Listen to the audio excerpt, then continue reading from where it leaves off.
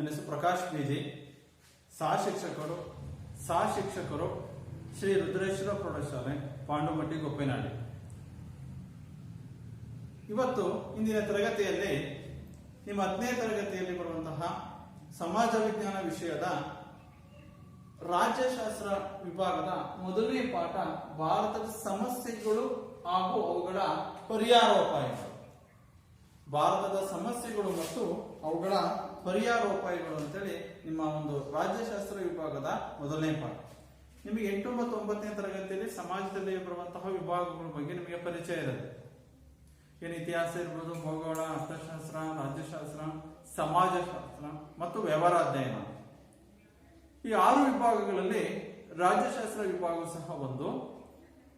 ಆ ವಿಭಾಗದ ಮೊದಲನೇ ಪಾಠ ಭಾರತದ ಸಮಸ್ಯೆಗಳು ಹಾಗೂ ಅವುಗಳ ಪರಿಹಾರೋಪಾಯ. ಈ ಪಾಠದಲ್ಲಿ ಬರುವಂತಹ ಕಲಿಕಾಂಶಗಳು, ಯಾವ್ಯಾವ ಕಲಿಕಾಂಶಗಳನ್ನ ಅಥವಾ ಸಮಸ್ಯೆಗಳನ್ನ ನಾವು ತಿಳಿತೀವಿ ಅಂತಂದ್ರೆ, ನಿರುದ್ಯೋಗ, ಭ್ರಷ್ಟಾಚಾರ, ತಾರತಮ್ಯ ಅಂದ್ರೆ ಜಾತಿ ತಾರತಮ್ಯ, ಪ್ರಾದೇಶಿಕ ತಾರತಮ್ಯ, ಕೋಮುವಾದ, ಭಯೋತ್ಪಾದಕತೆ ಮತ್ತು ಕಾರ್ಪೊರೇಟ್ ತಂತ್ರಗಾರಿಕೆ. ವಿದ್ಯಾರ್ಥಿಗಳೇ, ನಮ್ಮ ದೇಶ ಸಂಪತ್ಭರಿತವಾದ ದೇಶ ಅಂತ. ಈ ಸಂಪತ್ಭರಿತವಾದ ದೇಶವಾದರೂ ಸಹ ನಾವು ಬ್ರಿಟಿಷರು ಏನ್ ವ್ಯಾಪಾರಕ್ಕಾಗಿ ಬಂದಂತಹ ಬ್ರಿಟಿಷರ ವಿರುದ್ಧ ಹೋರಾಡಿ ಅವರಿಂದ ಮುಕ್ತಿಯನ್ನ ಪಡೆದುಕೊಂಡು ನಾವು ಸ್ವಾತಂತ್ರ್ಯ ಹೋರಾಟವನ್ನ ಮಾಡಿ 1947 ಆಗಸ್ಟ್ 15ರಂದು ನಾವು ಸ್ವಾತಂತ್ರ್ಯವನ್ನ ಪಡೆಯುತ್ತೇವೆ.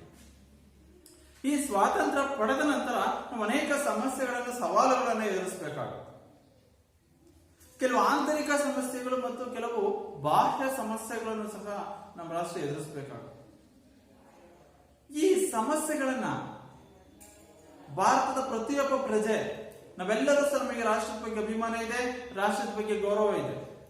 ಹಾಗೆ ನಮ್ಮ ದೇಶದ ಪ್ರಜೆಗಳು ಅಂತ ನಾವು ಹೇಳ್ಬೇಕಾದ್ರೆ ನಮ್ಮ ರಾಷ್ಟ್ರದ ಸಮಸ್ಯೆಗಳನ್ನ ನಾವು ಅರ್ಥ ಮಾಡ್ಕೊಳ್ಳೋದು ಬಹಳ ಪ್ರಮುಖ, ಬಹಳ ಮುಖ್ಯ. ಹಾಗಾದ್ರೆ ನಮ್ಮ ದೇಶ ಎದುರಿಸುತ್ತಿರುವ ಸಮಸ್ಯೆಗಳನ್ನು ನಾವು ಅರ್ಥ ಮಾಡ್ಕೊಳ್ಬೇಕು. ಜೊತೆಗೆ ಆ ಸಮಸ್ಯೆಗಳಿಗೆ ಪರಿಹಾರವನ್ನು ಕೊಂಡುಕೊಳ್ಳುವುದು ಸಹ ಅಷ್ಟೇ ಮುಖ್ಯ. ಕೇವಲ ಸಮಸ್ಯೆಗಳನ್ನ ಅರ್ಥ ಮಾಡ್ಕೊಳ್ಳೋದು ಅಷ್ಟೇ ಅಲ್ಲ, ಆ ಸಮಸ್ಯೆಗಳಿಗೆ ಸೂಕ್ತ ಪರಿಹಾರಗಳನ್ನ ಸೂಚಿಸೋದು, ಪರಿಹಾರವನ್ನ ಕೊಂಡುಕೊಳ್ಳುವುದು ಮತ್ತು ಪರಿಹಾರ ಕ್ರಮಗಳನ್ನ ಪರಿಣಾಮಕಾರಿಯಾಗಿ ಜಾರಿಗೆ ತರುವುದು ಸಹ ಬಹಳ ಮುಖ್ಯವಾಗಿರುತ್ತೆ. ಹಾಗಾದ್ರೆ ನಮ್ಮ ದೇಶದ ಪ್ರಮುಖ ಸಮಸ್ಯೆಗಳು ಯಾವ್ಯಾವು? ನಮ್ಮ ದೇಶ ಎದುರಿಸುತ್ತಿರುವಂತಹ ಸಮಸ್ಯೆಗಳು ಅಂದಾಗ ನಿರುದ್ಯೋಗ ಒಂದು ಸಮಸ್ಯೆ, ಭ್ರಷ್ಟಾಚಾರ, ತಾರತಮ್ಯ ಅಂದ್ರೆ ಜಾತಿ ತಾರತಮ್ಯ, ಲಿಂಗ ತಾರತಮ್ಯ, ಪ್ರಾದೇಶಿಕ ಅಸಮಾನತೆ, ಇದು ಒಂದು ತಾರತಮ್ಯ. ನೆಕ್ಸ್ಟ್ ಕೋಮುವಾದ, ಭಯೋತ್ಪಾದನೆ ಮತ್ತು ಕಾರ್ಪೊರೇಟ್ ತಂತ್ರಗಾರಿಕೆ. ಇವು ನಮ್ಮ ದೇಶ ಎದುರಿಸುತ್ತಿರುವಂತಹ ಭಾರತದ ಸಮಸ್ಯೆಗಳು. ಹಾಗಾದ್ರೆ ಈ ಸಮಸ್ಯೆಗಳಿಗೆ ಪರಿಹಾರವನ್ನು ನಾವು ಸೂಚಿಸಬೇಕು. ಫಸ್ಟ್ ಆ ಸಮಸ್ಯೆಗಳಲ್ಲಿ ಮೊದಲನೇ ಸಮಸ್ಯೆ ನಿರುದ್ಯೋಗ ಸಮಸ್ಯೆ. ನಿರುದ್ಯೋಗ ಅಂದ್ರೆ ಏನು? ನಿರುದ್ಯೋಗ ಅಂತಂದ್ರೆ ಒಬ್ಬ ವ್ಯಕ್ತಿಗೆ ಕೆಲಸ ಮಾಡುವಂತಹ ಸಾಮರ್ಥ್ಯವಿದ್ದು ಉದ್ಯೋಗ ಸಿಗದೇ ಇರುವಂತಹ ಪರಿಸ್ಥಿತಿಯನ್ನ, ಉದ್ಯೋಗ ಲಭ್ಯತೆ ಇರುವ ಪರಿಸ್ಥಿತಿಯನ್ನ ನಾವು ನಿರುದ್ಯೋಗ ಅಂತ ಕರಿತೀವಿ. ಅಂದ್ರೆ ಕೆಲಸ ಮಾಡುವಂತ ಮನಸ್ಸು ಇರುತ್ತೆ, ಸಾಮರ್ಥ್ಯ ಇದೆ, ಅವನಿಗೆ ಎಬಿಲಿಟಿ ಇದೆ, ಆದ್ರೂ ಸಹ ಉದ್ಯೋಗ ಸಿಗಲ್ಲ. ಉದ್ಯೋಗ ಸಿಗದೇ ಇರುವ ಪರಿಸ್ಥಿತಿ, ಉದ್ಯೋಗ ಲಭ್ಯತೆ ಇರುವ ಪರಿಸ್ಥಿತಿಯನ್ನ ನಾವು ನಿರುದ್ಯೋಗ ಅಂತ ಕರಿತೀವಿ. ಈ ನಿರುದ್ಯೋಗವು ಸಹ ನಮ್ಮ ದೇಶದ ಒಂದು ಬಹಳ ದೊಡ್ಡವಾದಂತಹ ಒಂದು ಸಮಸ್ಯೆ, ಒಂದು ಸವಾಲು. ಹಾಗಾದ್ರೆ ಈ ನಿರುದ್ಯೋಗಕ್ಕೆ ಏನೇನು ಕಾರಣಗಳು? ಈ ನಿರುದ್ಯೋಗ ಸಮಸ್ಯೆ ಕಾರಣಗಳು ಅಂತಂದಾಗ ಮೊದಲನೇ ಕಾರಣ ಮಿತಿಮೀರಿದ ಜನಸಂಖ್ಯೆ. ನಮ್ಮ ದೇಶದಲ್ಲಿ ಜನಸಂಖ್ಯೆ ನಾಗಾಲೋಟದಲ್ಲಿ ಹೆಚ್ಚಾಗ್ತಾ ಇದೆ, ತೀವ್ರಗತಿಯಲ್ಲಿ ಜನಸಂಖ್ಯೆ ಹೆಚ್ಚಾಗ್ತಾ ಇದೆ. ಈ ಜನಸಂಖ್ಯೆ ಹೆಚ್ಚಾಗ್ತಿರೋದ್ರಿಂದ ನಿರುದ್ಯೋಗ ಸಮಸ್ಯೆ ಏನಾಗ್ತಾ ಇದೆ, ಹೆಚ್ಚಾಗ್ತಾನೇ ಇದೆ. ಪ್ರಪಂಚದಲ್ಲಿ ಅತಿ ಹೆಚ್ಚು ಜನಸಂಖ್ಯೆ ಹೊಂದಿರುವ ರಾಷ್ಟ್ರ ಅಂದಾಗ ಮೊದಲನೇ ದೇಶ ಯಾವುದು? ಚೀನಾ. ಎರಡನೇ ದೇಶ ಭಾರತ. 2001 ಜನಗಣತಿ ಪ್ರಕಾರ 102 ಕೋಟಿ ಜನಸಂಖ್ಯೆ ಇದೆ. ನಿಮ್ಗೆ ಗೊತ್ತಿದೆ ಎಷ್ಟು ವರ್ಷಕ್ಕೊಮ್ಮೆ ಜನಗಣತಿ ಆಗೋದು? 10 ವರ್ಷಗಳಿಗೊಮ್ಮೆ ಜನಗಣತಿ ಆಗೋದು. 10 ವರ್ಷಗಳಿಗೊಮ್ಮೆ ಜನಗಣತಿ ಆದಾಗ 2001ರಲ್ಲಿ 102 ಕೋಟಿ ಇತ್ತು. 2011ರಲ್ಲಿ 10 ವರ್ಷ ಅಂದ್ರೆ 11, 2011ರಲ್ಲಿ 121 ಕೋಟಿ ಜನಸಂಖ್ಯೆ ಆಗುತ್ತೆ. ಈಗ 135ಕ್ಕಿಂತ ಹೆಚ್ಚು ಕೋಟಿ ಜನಸಂಖ್ಯೆ. ಈ ಜನಸಂಖ್ಯೆ ಹೆಚ್ಚಾಗ್ತಿರೋದ್ರಿಂದ ನಿರುದ್ಯೋಗ ಸಮಸ್ಯೆ ಏನಾಗ್ತಾ ಇದೆ, ಹೆಚ್ಚಾಗ್ತಾ ಇದೆ. ಅದಕ್ಕೆ ನಾವು ಜನಸಂಖ್ಯೆನ ಮೊದಲು ನಾವು ಕಡಿಮೆ ಮಾಡಬೇಕು. ಜನಸಂಖ್ಯೆ ನಿಯಂತ್ರಣ ಕ್ರಮಗಳನ್ನ ಪರಿಣಾಮಕಾರಿ ಜಾರಿಗೆ ತರಬೇಕು. ಕುಟುಂಬ ಯೋಜನೆ ಕಾರ್ಯಕ್ರಮ ಜಾರಿಗೆ ತರಬೇಕು. ಆ ಮೂಲಕ ಜನಸಂಖ್ಯೆ ನಿಯಂತ್ರಿಸಿದ್ರೆ ಆಗೇನಾಗುತ್ತೆ, ನಿರುದ್ಯೋಗದ ಪ್ರಮಾಣವು ಕಡಿಮೆಯಾಗುತ್ತೆ, ಕಾಲಕ್ರಮೇಣ ಕಡಿಮೆಯಾಗುತ್ತೆ. ಮೊದಲನೇದು ಮಿತಿ ಮೀರಿದ ಜನಸಂಖ್ಯೆಯು ಸಹ ನಿರುದ್ಯೋಗಕ್ಕೆ ಮೊದಲನೇ ಕಾರಣ. ಎರಡನೇದು ತಂತ್ರಜ್ಞಾನದ ಬಳಕೆ. ಹೆಚ್ಚು ತಂತ್ರಜ್ಞಾನದ ಬಳಕೆಯಿಂದಲೂ ಸಹ ಇವತ್ತು ನಿರುದ್ಯೋಗದ ಸಮಸ್ಯೆ ಏನಾಗ್ತಾ ಐತೆ, ಹೆಚ್ಚಾಗ್ತಾ ಇತ್ತು. ಉದಾಹರಣೆ, ನಾವೆಲ್ಲರೂ ಸಹ ಹಳ್ಳಿ ಪ್ರಧಾನವಾದಂತಹ ದೇಶ. ನಮ್ಮ ದೇಶ ಹಳ್ಳಿ ಪ್ರಧಾನವಾದ ದೇಶವಾಗಿದ್ದು ನಾವು ಗ್ರಾಮೀಣ ಭಾಗದಿಂದ ಬಂದಂತಹವು. ನಾವು ಒಂದು ಬಿತ್ತನೆ ಮಾಡಕ್ಕೆ, ನಮ್ಮ ಒಂದು ಭೂಮಿಯನ್ನ ಬಿತ್ತನೆ ಮಾಡಕ್ಕೆ ಪ್ರಾರಂಭದಲ್ಲಿ ಮಾಡ್ತಾ ಇದ್ವಪ್ಪ ಅಂದ್ರೆ ಒಂದು ಕಾರ್ಮಿಕರನ್ನ ನಾವು ಬಳಸ್ಕೊತಾ ಇದ್ವಿ, ಕೆಲಸಗಾರನ ಬಳಸ್ತಾ ಇದ್ವಿ. ಒಂದು ಎಕರೆಯನ್ನ ಬಿತ್ತನೆ ಮಾಡಬೇಕು ಅಂದಾಗ ನಾವು ಎತ್ತಿನ ಸಹಾಯದಿಂದ, ಎತ್ತುಗಳ ಮೂಲಕವಾಗಿ ಕೆಲಸಗಾರನ ಬಳಕೆ ಮಾಡ್ಕೊಂತ ಇದ್ವಿ. ಬೆಳೆದಂತ ಬೆಳೆಯನ್ನ ಕಟಾವು ಮಾಡೋಕ್ಕೂ ಸಹ ನಾವು ಕೆಲಸಗಾರನ ಬಳಕೆ ಮಾಡ್ಕೊಂತ ಇದ್ವಿ. ಆದ್ರೆ ಇಂದಿನ ಪರಿಸ್ಥಿತಿ ಏನಾಗಿದೆ, ನಾವು ಬೆಳೆಯನ್ನ ಕಟಾವು ಮಾಡಕ್ಕೆ, ಬೀಜವನ್ನ ಬಿತ್ತನೆ ಮಾಡಕ್ಕೆ ಸಂಬಂಧಿಸಿದಂತೆ ಭೂಮಿನ ಉಳುಮೆ ಮಾಡಕ್ಕೆ ಟ್ರ್ಯಾಕ್ಟರ್ ಅನ್ನ ಬಳಕೆ ಮಾಡ್ಕೊಂತ ಇದೀವಿ, ಯಂತ್ರೋಪಕರಣವನ್ನ ಬಳಕೆ ಮಾಡ್ಕೊಂತ ಇದೀವಿ. ಬೆಳೆದಂತ ಬೆಳೆಯನ್ನ ಕಟಾವು ಮಾಡಕ್ಕೆ ಯಂತ್ರೋಪಕರಣವನ್ನ ಬಳಕೆ ಮಾಡ್ಕೊಂತ ಇದೀವಿ. ಹೀಗೆ 10 ಜನ ಕೆಲಸಗಾರರು ಮಾಡ್ತಿದ್ದಂತ ಕೆಲಸವನ್ನ ಒಂದು ಯಂತ್ರೋಪಕರಣ ಸಹಾಯದಿಂದ, ಒಂದು ಟ್ರ್ಯಾಕ್ಟರ್ ಇಂದ ಮಾಡಿದಾಗ ಆಗ 10 ಜನ ಕೆಲಸಗಾರರು ಏನಾಗ್ತಾರೆ, ನಿರುದ್ಯೋಗಿಗಳಾಗ್ತಾರೆ. ಈಗ ಹೆಚ್ಚು ತಂತ್ರಜ್ಞಾನವನ್ನು ಬಳಕೆ ಮಾಡ್ತಾ ಹೋದಂತೆ ನಿರುದ್ಯೋಗ ಏನಾಗ್ತಾ ಹೋಗುತ್ತೆ, ಹೆಚ್ಚಾಗ್ತಾ ಹೋಗುತ್ತೆ. ಮಿತಿ ಮೀರಿದ ಹೆಚ್ಚಿನ ತಂತ್ರಜ್ಞಾನದ ಬಳಕೆಯೂ ಸಹ ನಿರುದ್ಯೋಗಕ್ಕೆ ಬಹಳ ಪ್ರಮುಖವಾದ ಕಾರಣ. ನೆಕ್ಸ್ಟ್, ನೈಸರ್ಗಿಕ ಸಂಪನ್ಮೂಲಗಳ ಕೊರತೆ. ನಾವು ವಸ್ತುಗಳು ಉತ್ಪಾದನೆ ಮಾಡಬೇಕು ಅಂತಂದಾಗ ನೈಸರ್ಗಿಕ ಸಂಪನ್ಮೂಲಗಳು ಅವಶ್ಯಕತೆ ಬಹಳ ಮುಖ್ಯ. ನಮ್ಮ ಸುತ್ತಮುತ್ತ ನೈಸರ್ಗಿಕ ಸಂಪನ್ಮೂಲಗಳು ಯಥೇಚ್ಛ ಪ್ರಮಾಣದಲ್ಲಿ ಇದ್ರೆ ನಾವು ವಸ್ತುಗಳು ಉತ್ಪಾದನೆ ಮಾಡಕ್ ಸಾಧ್ಯವಾಗುತ್ತೆ. ಈ ಸಂಪನ್ಮೂಲಗಳು ಬಲಿದಾಗ್ತಾ ಹೋದಂತೆ ಸಂಪನ್ಮೂಲಗಳ ಕೊರತೆ ಇದ್ರೆ ಆಗ ಏನಾಗುತ್ತೆ, ವಸ್ತು ಉತ್ಪಾದನೆ ಮಾಡಕ್ಕಾಗಲ್ಲ. ಆಗ ಸಂಪನ್ಮೂಲಗಳ ಕೊರತೆ ಇದ್ದಾಗ ನಾವು ಸಹ ಏನ್ ಮಾಡ್ತೀವಿ, ಉದ್ಯೋಗವನ್ನ, ಕೆಲಸ ಮಾಡೋಕೆ ಮುಂದೆ ಬರಲ್ಲ. ಕೆಲಸ ಮಾಡುವಂತ ಆಸಕ್ತಿ ನಮ್ಮಲ್ಲಿ ಏನಾಗುತ್ತೆ, ಕಡಿಮೆ ಆಗುತ್ತೆ. ಈಗ ಮಳೆ ಬಂತು ಅಂದ್ರೆ, ಇಲ್ಲ ಮಳೆ ಬರಲಿಲ್ಲ, ಸರಿಯಾದ ಸಮಯಕ್ಕೆ ಮಳೆ ಬರಲಿಲ್ಲ ಅಂತಂದಾಗ ನಾವು ಮೇಲೆ ಬೇರೆ ರೀತಿಯಾದ ನೀರಿನ ಒಂದು ಪ್ರಮುಖವಾದಂತಹ ನೀರಿನ ಮೂಲಗಳು ನಮ್ಗೆ ಇಲ್ಲ ಅಂತಂದಾಗ ಅವಾಗ ಏನ್ ಮಾಡ್ತೀವಿ, ನಾವು ಭೂಮಿ ಉಳುಮೆ ಮಾಡಕ್ಕೆ ಪ್ರಯತ್ನಿಸಲ್ಲ, ನಾವು ಮನೇಲೇ ಇರ್ತೀವಿ. ಆಗ ಏನಾಗ್ತೀವಿ, ನಾವು ನಿರುದ್ಯೋಗಿಗಳಾಗ್ತೀವಿ. ಅಂದ್ರೆ ಈ ನೈಸರ್ಗಿಕ ಸಂಪನ್ಮೂಲಗಳು ಯಥೇಚ್ಛ ಪ್ರಮಾಣದಲ್ಲಿ ಸಿಕ್ಕಿದ್ರೆ, ಯಥೇಚ್ಛ ಪ್ರಮಾಣದಲ್ಲಿ ನಮ್ಗೆ ಲಭ್ಯ ಇದ್ರೆ ಆಗ ನಾವೇನ್ ಮಾಡ್ತೀವಿ, ವಸ್ತು ಉತ್ಪಾದನೆ ಮಾಡ್ತೀವಿ. ಉದ್ಯೋಗದಲ್ಲಿ, ಕೆಲಸದಲ್ಲಿ ನಾವು ಸಂಪೂರ್ಣವಾಗಿ ತೊಡಗಿಕೊಳ್ತೀವಿ.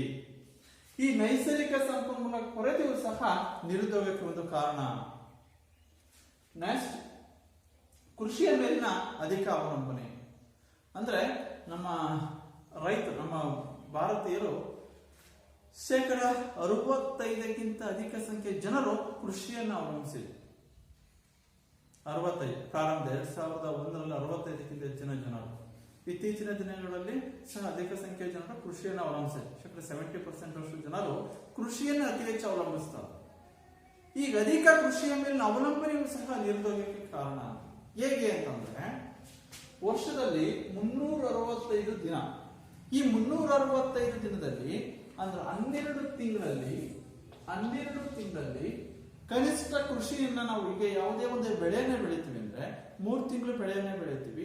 3 ತಿಂಗಳ ನಂತರ ಆ ಬೆಳೆಯನ್ನ ಕಟಾವು ಮಾಡ್ತೀವಿ. ನೆಕ್ಸ್ಟ್ ಟೈಮ್ ಮಾಡ್ತೀವಿ, 6 ತಿಂಗಳ ಬೆಳೆಯನ್ನು ಬೆಳಿತೀವಿ. ಕೃಷಿಗೆ ಸಂಬಂಧಿಸಿದಂತ ಕೆಲಸ ಕಾರ್ಯಗಳು ವರ್ಷದಲ್ಲಿ 12 ತಿಂಗಳಲ್ಲಿ 8 ಅಥವಾ 9 ತಿಂಗಳು ಮಾತ್ರ ಕೆಲಸ ಇರುತ್ತೆ. ಕೃಷಿ ಕಾರ್ಯ, ಕೃಷಿ ಕೆಲಸ 8ರಿಂದ 9 ತಿಂಗಳು. 8ರಿಂದ 9 ತಿಂಗಳು ಕೃಷಿ ಕಾರ್ಯ ಇರುತ್ತೆ. ಇನ್ನು ಉಳಿದ 3 ತಿಂಗಳು ಏನಿರ್ತೀವಿ, ನಾವು ಹಾಗೇ ಇರ್ತೀವಿ ಮನೆಯಲ್ಲಿ. ನಾನು ಸಾಕು, ನಾನು ಕೃಷಿ ಮಾಡ್ತಾ ಇದೀನಿ, 5 ಎಕರೆ ಜಮೀನಿದೆ, 5 ಎಕರೆ ಜಮೀನಲ್ಲಿ ನಾನು ಕೃಷಿ ಮಾಡ್ತಾ ಇದೀನಿ, ನಾನು 5 ಎಕರೆ ಕೃಷಿ ಇನ್ನು 8ರಿಂದ 9 ತಿಂಗಳು 5 ಎಕರೆ ಜಮೀನು ಇರುತ್ತೆ, ಆ ಜಮೀನಲ್ಲಿ ಕೃಷಿಯನ್ನ ಮಾಡ್ತಾ ಇರೋದು ಅಷ್ಟೇ. ಇನ್ನು 3 ತಿಂಗಳು ಏನು ಕೆಲಸನೇ ಇರಲ್ಲ, ಕೃಷಿ ಕಾರ್ಯಗಳು, ಕೆಲಸ ಕಾರ್ಯಗಳು. ಆಗೇನಾಗುತ್ತೆ, ಆ 3 ತಿಂಗಳು ಅವನು ನಿರುದ್ಯೋಗಿ ಆಗಿರ್ತಾನೆ. ಈಗ ಅದಕ್ಕೆ ಕೃಷಿಯ ಮೇಲಿನ ಅವಲಂಬನೆಯಿಂದ ಅಧಿಕ ಸಂಖ್ಯೆಯ ಜನರು ಕೃಷಿ ಅಂತೇಳಿ ಅಧಿಕ ಸಂಖ್ಯೆಯ ಜನರು ಕೃಷಿಯನ್ನ ಮೇಲೆ ಹೆಚ್ಚು ಅವಲಂಬನೆ ಆಗೋದ್ರಿಂದ ನಿರುದ್ಯೋಗ ಸಹ ಏನಾಗ್ತಾ ಹೋಗುತ್ತೆ, ಹೆಚ್ಚಾಗ್ತಾ ಹೋಗುತ್ತೆ. ಆ ಬದಲಿ ಪರ್ಯಾಯ ಮಾರ್ಗವನ್ನು ಕಂಡುಕೊಂಡ್ರೆ ಏನಾದ್ರೂ 3 ತಿಂಗಳು ಬೇರೆ ರೀತಿಯಾದ ಪರಿಹಾರ ಕ್ರಮಗಳನ್ನ, ಏನಾದ್ರೂ ಉದ್ಯೋಗ ಮಾಡೋದಿರ್ಬೋದು, ಯಾವುದೇ ಒಂದು ಸಣ್ಣ ಸ್ವಂತ ಬಂಡವಾಳವನ್ನು ಹೂಡಿ ಒಂದು ಉದ್ಯಮಿಯನ್ನ ಸ್ಥಾಪಿಸೋದು, ಅಥವಾ ಒಂದು ಯಾವ್ದಾದ್ರು ಉದ್ಯೋಗದಲ್ಲಿ ತೊಡಕೊಂಡ್ರೆ ಆಗ ಏನಾಗುತ್ತೆ, ಅವನ ಉದ್ಯೋಗ ಸಿಕ್ಕಿ ಅವನ ಆದಾಯ ಹೆಚ್ಚಾಗುತ್ತೆ. ಈ ಕೃಷಿಯ ಮೇಲಿನ ಅಧಿಕ ಅವಲಂಬನೆಯೂ ಸಹ ನಿರುದ್ಯೋಗಕ್ಕೆ ಬಹಳ ಒಂದು ಪ್ರಮುಖ ಕಾರಣ. ನೆಕ್ಸ್ಟ್, ಗೃಹ ಕೈಗಾರಿಕೆಗಳ ನಾಶ. ಈ ಸಣ್ಣ ಮತ್ತು ಗೃಹ ಕೈಗಾರಿಕೆಗಳು, ಗೃಹಾಧಾರಿತವಾದಂತಹ ಕೈಗಾರಿಕೆಗಳು ನಾಶವೂ ಸಹ ಒಂದು ಕಾರಣ. ಹೇಗೆ ಅಂದ್ರೆ, ಈ ಗೃಹ ಕೈಗಾರಿಕೆಗಳಲ್ಲಿ ನಾವು ಮನೆಯಲ್ಲಿ ಏನ್ ಮಾಡ್ತೀವಿ, ಬುಟ್ಟಿ ಎಣಿಯುವುದಿರ್ಬೋದು, ಚಾಪೆ ಎಣಿಯುವುದು, ಮಡಿಕೆ ತಯಾರಿಸುವುದನ್ನ ಮಾಡ್ತೀವಿ. ಈ ಕೈಗಾರಿಕೆಗಳಿಂದಾಗಿ ದೊಡ್ಡ ಕೈಗಾರಿಕೆಯಲ್ಲಿ, ಕಾರ್ಖಾನೆಗಳಲ್ಲಿ ಯಂತ್ರೋಪಕರಣವನ್ನು ಬಳಕೆ ಮಾಡಿಕೊಂಡು ಅವರು ಏನ್ ಮಾಡ್ತಾರೆ, ಬುಟ್ಟಿಯನ್ನ ತಯಾರಿಸ್ತಾರೆ. ಆ ಬುಟ್ಟಿ ಕೈಗಾರಿಕರಣ ಮತ್ತು ಕಾರ್ಖಾನೆ ತಯಾರಿಸಿದಂತ ಯಂತ್ರೋಪಕರಣ ಸಹಾಯದಿಂದ ತಯಾರಿಸಿದ ಬುಟ್ಟಿ ಇರಬಹುದು, ಚಾಪೆಗಳು ಮಾರುಕಟ್ಟೆಗೆ ತಂದಾಗ, ನಮ್ಮ ಗೃಹ ಕೈಗಾರಿಕೆಗಳಲ್ಲಿ, ಗೃಹಾಧಾರಿತವಾದಂತಹ ಕೈಗಾರಿಕೆಗಳಲ್ಲಿ ತಯಾರಿಸಿದಂತಹ ಬುಟ್ಟಿ ಇರಬಹುದು, ಚಾಪೆಗಳು ಅವನ್ನು ಮಾರುಕಟ್ಟೆಗೆ ತಂದಾಗ ಇವೆರಡರ ನಡುವೆ ಸ್ಪರ್ಧೆಯಲ್ಲಿ ಪೈಪೋಟಿ ಉಂಟಾಗುತ್ತೆ. ಆಗ ನಮ್ಮ ಗೃಹಾಧಾರಿತದಲ್ಲಿ ಉತ್ಪಾದಿಸಿದಂತಹ ಬುಟ್ಟಿ ಮತ್ತು ಚಾಪೆಗಳ ಬೇಡಿಕೆ ಏನಾಗುತ್ತೆ, ಕಡಿಮೆ ಆಗುತ್ತೆ. ಇವುಗಳ ಬೇಡಿಕೆ ಹೆಚ್ಚಾಗುತ್ತೆ. ಅಧಿಕ ಸಂಖ್ಯೆಯ ಜನರು ಈ ಕೈಗಾರಿಕೆಗಳಲ್ಲಿ ಯಂತ್ರೋಪಕರಣ ಸಹಾಯದಿಂದ ಉತ್ಪಾದನೆ ಮಾಡಿರ್ತೀವಲ್ಲ ಚಾಪೆ ಮತ್ತು ಬುಟ್ಟಿಗಳು, ಅವನ್ನ ಕೊಂಡ್ಕೊಳ್ತಾರೆ.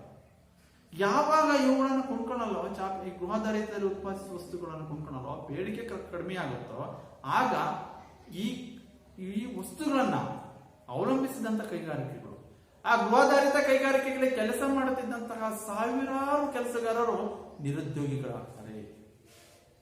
ಈ ಗೃಹ ಕೈಗಾರಿಕೆಗಳ ನಾಶ, ಗೃಹ ಕೈಗಾರಿಕೆಗಳ ಅವನತಿಯು ಸಹ ನಿರುದ್ಯೋಗಕ್ಕೆ ಕಾರಣವಾಗುತ್ತೆ. ನೆಕ್ಸ್ಟ್, ಕೌಶಲ್ಯ ಆಧಾರಿತ ಶಿಕ್ಷಣದ ಕೊರತೆ. ನಾವು ಉತ್ತಮ ಗುಣಮಟ್ಟದ ಒಂದು ಕೌಶಲ್ಯ ಆಧಾರಿತ ಶಿಕ್ಷಣವನ್ನ ಪ್ರತಿಯೊಬ್ಬ ವ್ಯಕ್ತಿ, ಪ್ರತಿಯೊಬ್ಬ ಭಾರತೀಯ ಪ್ರಜೆಗೆ ನಾವು ಉತ್ತಮ ಶಿಕ್ಷಣವನ್ನ ನೀಡಿದ್ರೆ ಹಾಗೆ ಮಾಡ್ತಾನೆ ಅವನು. ನಾವು ವಸ್ತು ಉತ್ಪಾದನೆ ಮಾಡಬೇಕು ಅಂದಾಗ ಯಾವ ಕಡಿಮೆ ವೆಚ್ಚದಲ್ಲಿ ಹೇಗೆ ಉತ್ಪಾದನೆ ಮಾಡಬೇಕು, ಹೇಗೆ ನಾವು ಕೆಲಸಗಾರರನ್ನ ಬಳಕೆ ಮಾಡ್ಕೊಳ್ಬೇಕು, ಅವನ ಜ್ಞಾನದ ಪರಿಜ್ಞಾನ ಉಂಟಾದಾಗ ಅವನಿಗೆ ಉತ್ತಮವಾದಂತಹ ಶಿಕ್ಷಣ ನಾವು ನೀಡಿದ್ರೆ ಆಗ ಏನಾಗುತ್ತೆ, ಅವನು ಕಡಿಮೆ ವೆಚ್ಚದಲ್ಲಿ ವಸ್ತುಗಳ ಉತ್ಪಾದನೆಗೆ ಕಾರ್ಮಿಕರನ್ನ, ಕೆಲಸಗಾರರನ್ನ ಅವನು ತೊಡಗಿಸಿಕೊಂಡು ಅವಶ್ಯಕತೆಗೆ ಅನುಗುಣವಾಗಿ ಯಂತ್ರೋಪಕರಣ ಸಹಾಯದಿಂದ ವಸ್ತುಗಳನ್ನ ಅವನು ಏನ್ ಮಾಡ್ತಾನೆ, ಉತ್ಪಾದನೆಯನ್ನ ಮಾಡ್ತಾನೆ. ಉತ್ತಮ ಕೌಶಲ್ಯಾಧಾರಿತ ಶಿಕ್ಷಣವನ್ನು ಕೊಡಬೇಕು. ಅಷ್ಟೇ ಅಲ್ಲ, ಈ ಕೌಶಲ್ಯಾಧಾರಿತ ಶಿಕ್ಷಣವನ್ನು ಕೊಟ್ರೆ, ಈ ಕೌಶಲ್ಯದ ಶಿಕ್ಷಣ ಕೊಟ್ಟಾಗ ಅವನೇ ಮಾಡ್ತಾನೆ, ಸ್ವಂತ ಉದ್ದಿಮೆಯನ್ನ ಪ್ರಾರಂಭಿಸಕ್ಕೆ, ಸ್ವಂತ ಬಂಡವಾಳವನ್ನ ಹೂಡಿ ಉದ್ಯೋಗವನ್ನ ಅವನು ಪಡ್ಕೊಳ್ತಾನೆ. ಅದಕ್ಕೋಸ್ಕರವಾಗಿ ಕೌಶಲ್ಯಾಧಾರಿತ ಶಿಕ್ಷಣದ ಕೊರತೆ ಇದ್ದಾಗ, ಕೌಶಲ್ಯಾಧಾರಿತ ಶಿಕ್ಷಣವನ್ನು ನೀಡಲಿಲ್ಲ ಅಂದಾಗ ಆಗ ನಿರುದ್ಯೋಗ ಏನಾಗುತ್ತೆ, ಸಮಸ್ಯೆ ಉಂಟಾಗುತ್ತೆ. ಈ ನಿರುದ್ಯೋಗ ಸಮಸ್ಯೆಗೆ ಏನು ಕಾರಣಗಳು ಅಂದಾಗ ನಾವು ಮಿತಿ ಮೀರಿದ ಜನಸಂಖ್ಯೆ, ತಂತ್ರಜ್ಞಾನದ ಬಳಕೆ, ನೈಸರ್ಗಿಕ ಸಂಪನ್ಮೂಲಗಳ ಕೊರತೆ, ನೈಸರ್ಗಿಕ ಸಂಪನ್ಮೂಲಗಳ ಲಭ್ಯತೆಯಲ್ಲಿದ್ದಾಗ ಹಾಗೂ ಸಹ ಉದ್ಯೋಗದಲ್ಲಿ ತೊಡಗಿಕೊಳ್ಳಲು ಸಾಧ್ಯವಾಗಲ್ಲ. ಕೃಷಿಯ ಮೇಲಿನ ಅಧಿಕ ಅವಲಂಬನೆ, ಅತಿ ಹೆಚ್ಚು ಜನರು ಕೃಷಿಯ ಮೇಲಿನ ಅಧಿಕವಾಗಿ ಅವಲಂಬಿಸಿದ್ರೆ ಅವಲಂಬನೆ ಹೆಚ್ಚಾಗ್ತಾ ಹೋದಂತೆ ನಿರುದ್ಯೋಗ ಸಹ ಹೆಚ್ಚಾಗುತ್ತೆ. ಗೃಹ ಕೈಗಾರಿಕೆಗಳು, ಗುಡಿ ಕೈಗಾರಿಕೆಗಳ ನಾಶ ಆದ್ರೆ ಅವನತಿಯಿಂದಾಗಿಯೂ ಸಹ ನಮ್ಮ ನಿರುದ್ಯೋಗದ ಸಮಸ್ಯೆ ಹೆಚ್ಚಾಗುತ್ತೆ. ಕೌಶಲ್ಯಾಧಾರಿತ ಶಿಕ್ಷಣದ ಕೊರತೆಯೂ ಸಹ ಈ ಒಂದು ನಿರುದ್ಯೋಗದ ಸಮಸ್ಯೆಗೆ ಬಹಳ ಪ್ರಮುಖವಾದ ಕಾರಣ. ಹಾಗಾದ್ರೆ ಈ ಸಮಸ್ಯೆಗೆ ಇಷ್ಟೆಲ್ಲ ಕಾರಣಗಳಿದೆ ಅಂತಂದಾಗ ನಾವು ಏನ್ ಮಾಡ್ಬೇಕು? ಈಗ ನಾವೇ ಆಗಲ್ಲ, ನಾವು ನೀವೆಲ್ಲರೂ ಸಹ ಏನಾದ್ರೂ ನಮಗೆ ಮಳೆಯಲ್ಲಿ ನೆಂದು ಅಥವಾ ನಮಗೆ ಹುಷಾರಿಲ್ದಂಗ ಆದಾಗ, ಅನಾರೋಗ್ಯ ಬಂದಾಗ, ಜ್ವರ, ಶೀತ, ಕೆಮ್ಮು ಆಯ್ತು ಅಂದ್ರೆ ನಾವೇನ್ ಮಾಡ್ತೀವಿ? ಮನೇಲಿ ಒಂದಿನ ಟ್ಯಾಬ್ಲೆಟ್ಸ್ ಅನ್ನ ತಾಂತೀವಿ, ಒಂದಿನ ಮನೇಲಿ ಇರ್ತೀವಿ, ರೆಸ್ಟ್ ತಾಂತೀವಿ.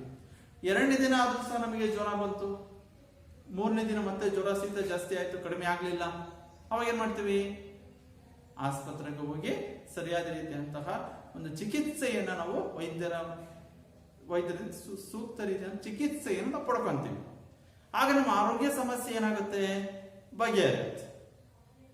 ಅದೇ ರೀತಿ ಹೇಗೆ ನಾವು ಅನಾರೋಗ್ಯ ಬಂದಂತ ಸಂದರ್ಭದಲ್ಲಿ ಉತ್ತಮ ಚಿಕಿತ್ಸೆಯನ್ನು ಪಡೆದುಕೊಂಡು ಆರೋಗ್ಯ ಸಮಸ್ಯೆಯನ್ನು ಹೋಗಲಾಡಿಸಿ ಉತ್ತಮ ಆರೋಗ್ಯವನ್ನು ಪಡಿತೀವೋ, ಸದೃಢ ಆರೋಗ್ಯವಂತರಾಗ್ತೀವೋ ನಾವೆಲ್ಲರೂ ಸಹ, ಅದೇ ರೀತಿ ನಮ್ಮ ದೇಶದ ಸಮಸ್ಯೆ ಅಂತ ಬಂದಾಗ ಆ ದೇಶದ ಎದುರಿಸ್ತಿರುವಂತಹ ಸವಾಲುಗಳಿಗೆ, ಆ ಸಮಸ್ಯೆಗಳಿಗೆ ಸೂಕ್ತ ಚಿಕಿತ್ಸೆಯನ್ನು ಕೊಡಬೇಕು.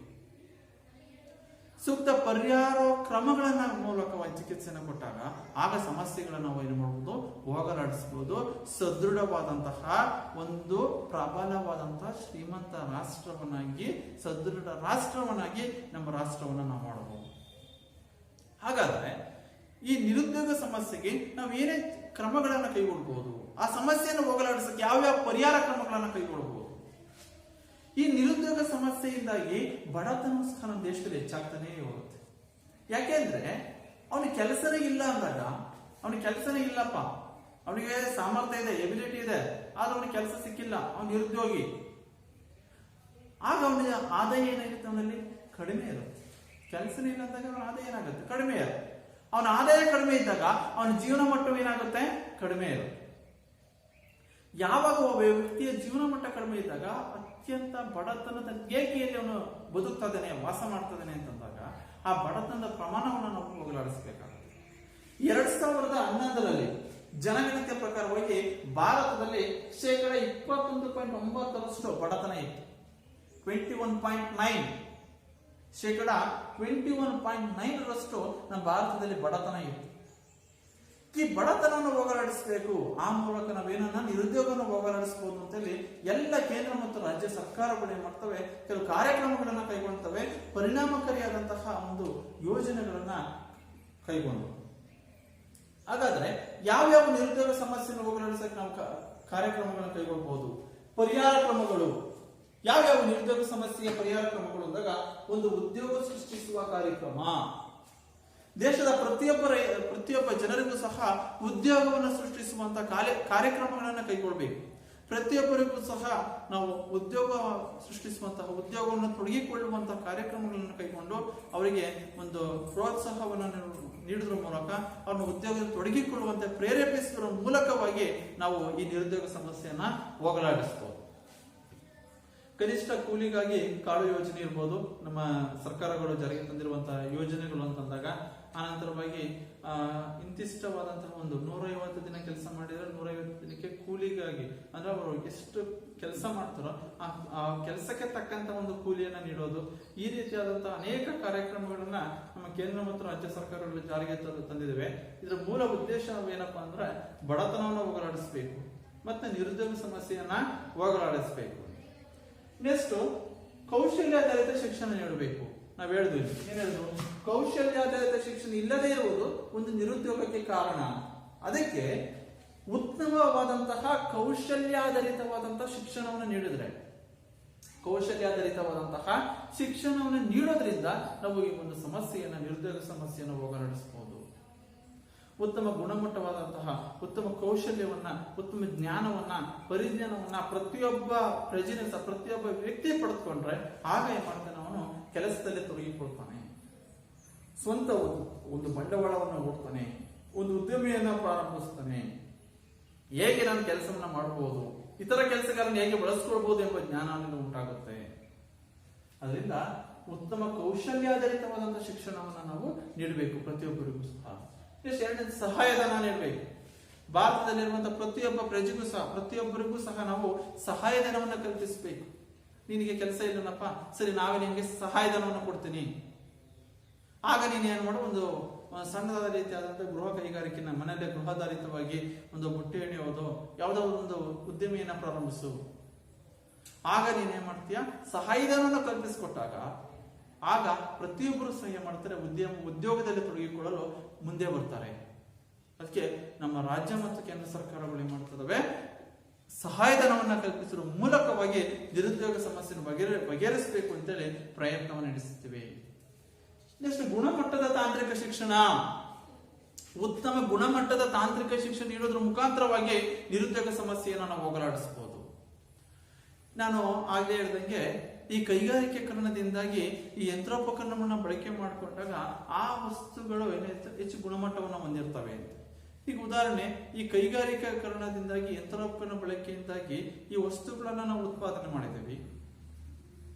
ಉತ್ತಮ ಗುಣಮಟ್ಟದ ತಾಂತ್ರಿಕ ಶಿಕ್ಷಣ, ನಾನು ಉತ್ತಮ ಗುಣಮಟ್ಟದ ತಾಂತ್ರಿಕ ಶಿಕ್ಷಣ ಪಡೆದುಕೊಂಡು ನಾನು ಈ ಪೆನ್ನನ್ನು ಉತ್ಪಾದನೆ ಮಾಡಿದ್ದೀನಿ.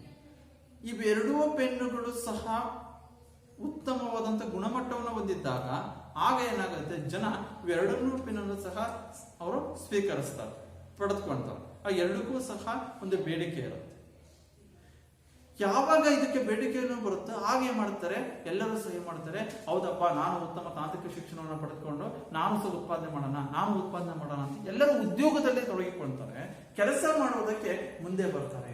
ಅದಕ್ಕೆ ನಾವು ಗುಣಮಟ್ಟದ ರೀತಿಯಾದಂತಹ ನಾವು ತಾಂತ್ರಿಕ ಶಿಕ್ಷಣವನ್ನು ನೀಡಬೇಕು. ಅವಶ್ಯಕತೆ ಬಂದಾಗ ತಂತ್ರಜ್ಞಾನವನ್ನು ಬಳಕೆ ಮಾಡಿಕೊಂಡು ಹೇಗೆ ವಸ್ತುಗಳನ್ನು ಉತ್ಪಾದಿಸಬೇಕು, ಕಡಿಮೆ ವೆಚ್ಚದಲ್ಲಿ ಹೇಗೆ ಉತ್ಪಾದಿಸಬೇಕು ಎಂಬ ಜ್ಞಾನ ಬರಬೇಕು ಅಂದಾಗ ನಾವೆಲ್ಲರಿಗೂ ಸಹ ಗುಣಮಟ್ಟದ ತಾಂತ್ರಿಕ ಶಿಕ್ಷಣವನ್ನು ನೀಡಿ ಆಗ ನಾವು ನಿರುದ್ಯೋಗ ಸಮಸ್ಯೆಯನ್ನ ಹೋಗಲಾಡಿಸಬಹುದು. ನೆಕ್ಸ್ಟ್ ವೃತ್ತಿ ಶಿಕ್ಷಣ. ಪ್ರತಿಯೊಬ್ಬರು ಸಹ ಸ್ವಯಂ ಪ್ರೇರಣೆಯಿಂದ, ಸ್ವಯಂ ಆಸಕ್ತಿಯಿಂದ ಕೆಲಸ ಮಾಡುವಂತೆ ಅವರನ್ನ ಪ್ರೇರೇಪಿಸಬೇಕು ಅಂದಾಗ ಎಲ್ಲರಿಗೂ ಸಹ ವೃತ್ತಿ ಶಿಕ್ಷಣವನ್ನ ನಾವು ನೀಡಬೇಕು. ವೃತ್ತಿ ಶಿಕ್ಷಣವನ್ನು ನೀಡಿದಾಗ ಅವರು ಏನ್ ಮಾಡ್ತಾರೆ, ಸ್ವಯಂ ಪ್ರೇರಣೆಯಿಂದ, ಸ್ವಯಂ ಆಸಕ್ತಿಯಿಂದ ಅವರೇ ಸಹ ಕೆಲಸ ಮಾಡೋದಕ್ಕೆ ಮುಂದೆ ಬರ್ತಾರೆ, ಉದ್ಯೋಗದಲ್ಲಿ ತೊಡಗಿಕೊಳ್ಳುತ್ತಾರೆ, ಭಾಗವಹಿಸ್ತಾರೆ, ಪಾಲ್ಗೊಳ್ತಾರೆ. ಅದಕ್ಕೋಸ್ಕರವಾಗಿ ನಾವು ಈ ನಿರುದ್ಯೋಗ ಸಮಸ್ಯೆಯನ್ನು ಹೋಗಲಾಡಿಸಬೇಕು ಅಂದಾಗ ವೃತ್ತಿ ಶಿಕ್ಷಣವನ್ನು ನಾವು ನೀಡಬೇಕು.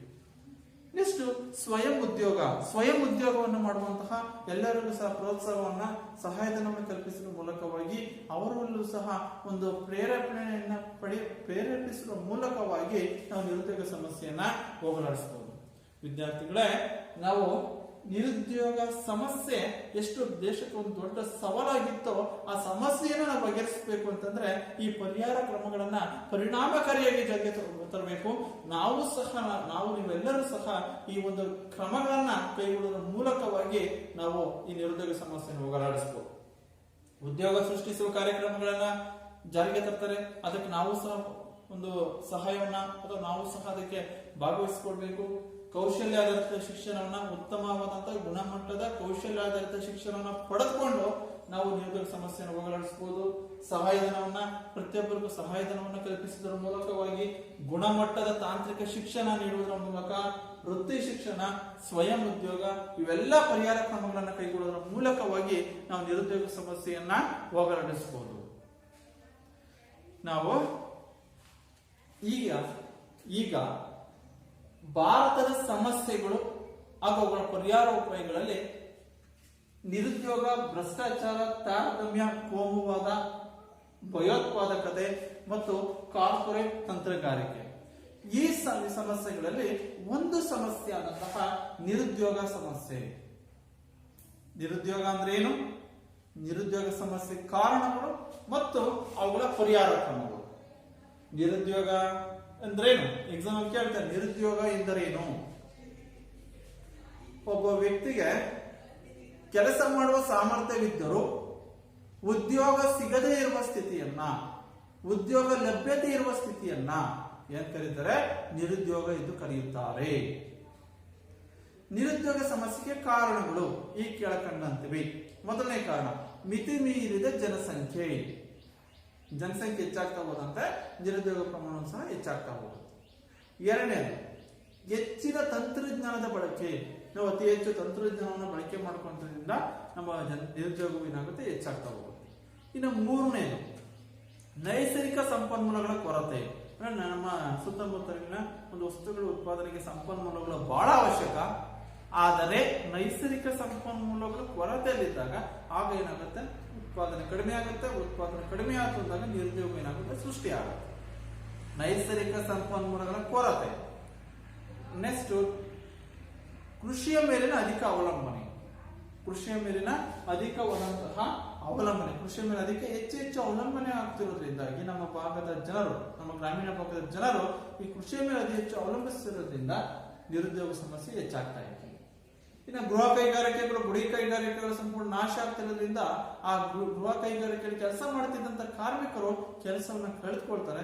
ಆಗ ಏನಾಗುತ್ತೆ, ಅವರು ಉದ್ಯೋಗ ಇಲ್ಲ ಅಂದಾಗ ಸಾಮಾನ್ಯವಾಗಿ ಅವರು ನಿರುದ್ಯೋಗಿಗಳಾಗ್ತಾರೆ. ಇನ್ನು ಕೌಶಲ್ಯಾಧಾರಿತ ಶಿಕ್ಷಣದ ಕೊರತೆ, ಉತ್ತಮವಾದಂತಹ ಗುಣಮಟ್ಟದಂತಹ ಕೌಶಲ್ಯದ ಶಿಕ್ಷಣ ಇಲ್ಲದೇ ಇರುವುದು ಸಹ ನಿರುದ್ಯೋಗಕ್ಕೆ ಒಂದು ಕಾರಣ. ಈ ಸಮಸ್ಯೆಯನ್ನು ಬಗೆಹರಿಸಬೇಕು ಅಂದಾಗ ನಾವು ಈ ಪರಿಹಾರ ಕ್ರಮಗಳನ್ನ ಕೈಗೊಳ್ಳಬಹುದು. ಈ ಪರಿಹಾರ ಕ್ರಮಗಳನ್ನು ಕೈಗೊಳ್ಳೋದ್ರ ಮೂಲಕವಾಗಿ ನಾವು ನಿರುದ್ಯೋಗ ಸಮಸ್ಯೆಯನ್ನ ಹೋಗಲಾಡಿಸಬಹುದು.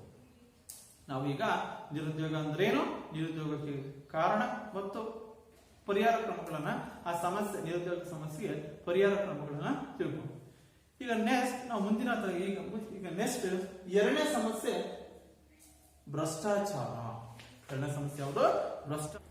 ಈಗ ಭಾರತದ ಸಮಸ್ಯೆಗಳು ಮತ್ತು ಅವುಗಳ ಪರಿಹಾರ ಉಪಾಯಗಳು ಅಂದಾಗ ಅಲ್ಲಿ ಯಾವ್ಯಾವ ಸಮಸ್ಯೆಗಳು ಅಂದಾಗ ನಿರುದ್ಯೋಗ, ಭ್ರಷ್ಟಾಚಾರ, ತಾರತಮ್ಯ, ಕೋಮುವಾದ, ಭಯೋತ್ಪಾದನೆ ಮತ್ತು ಕಾರ್ಪೊರೇಟ್ ತಂತ್ರಗಾರಿಕೆ ಅಂತೇಳಿ ಈಗ ನಾವು ನಿರುದ್ಯೋಗ ಅಂದ್ರೇನು, ನಿರುದ್ಯೋಗ ಸಮಸ್ಯೆಗೆ ಕಾರಣಗಳು ಮತ್ತು ಅವುಗಳ ಪರಿಹಾರ ಕ್ರಮಗಳ ಬಗ್ಗೆ ತಿಳ್ಕೊಂಡು ಈಗ ಎರಡನೇ ಸಮಸ್ಯೆ ಅಂತಂದ್ರೆ ಭ್ರಷ್ಟಾಚಾರ.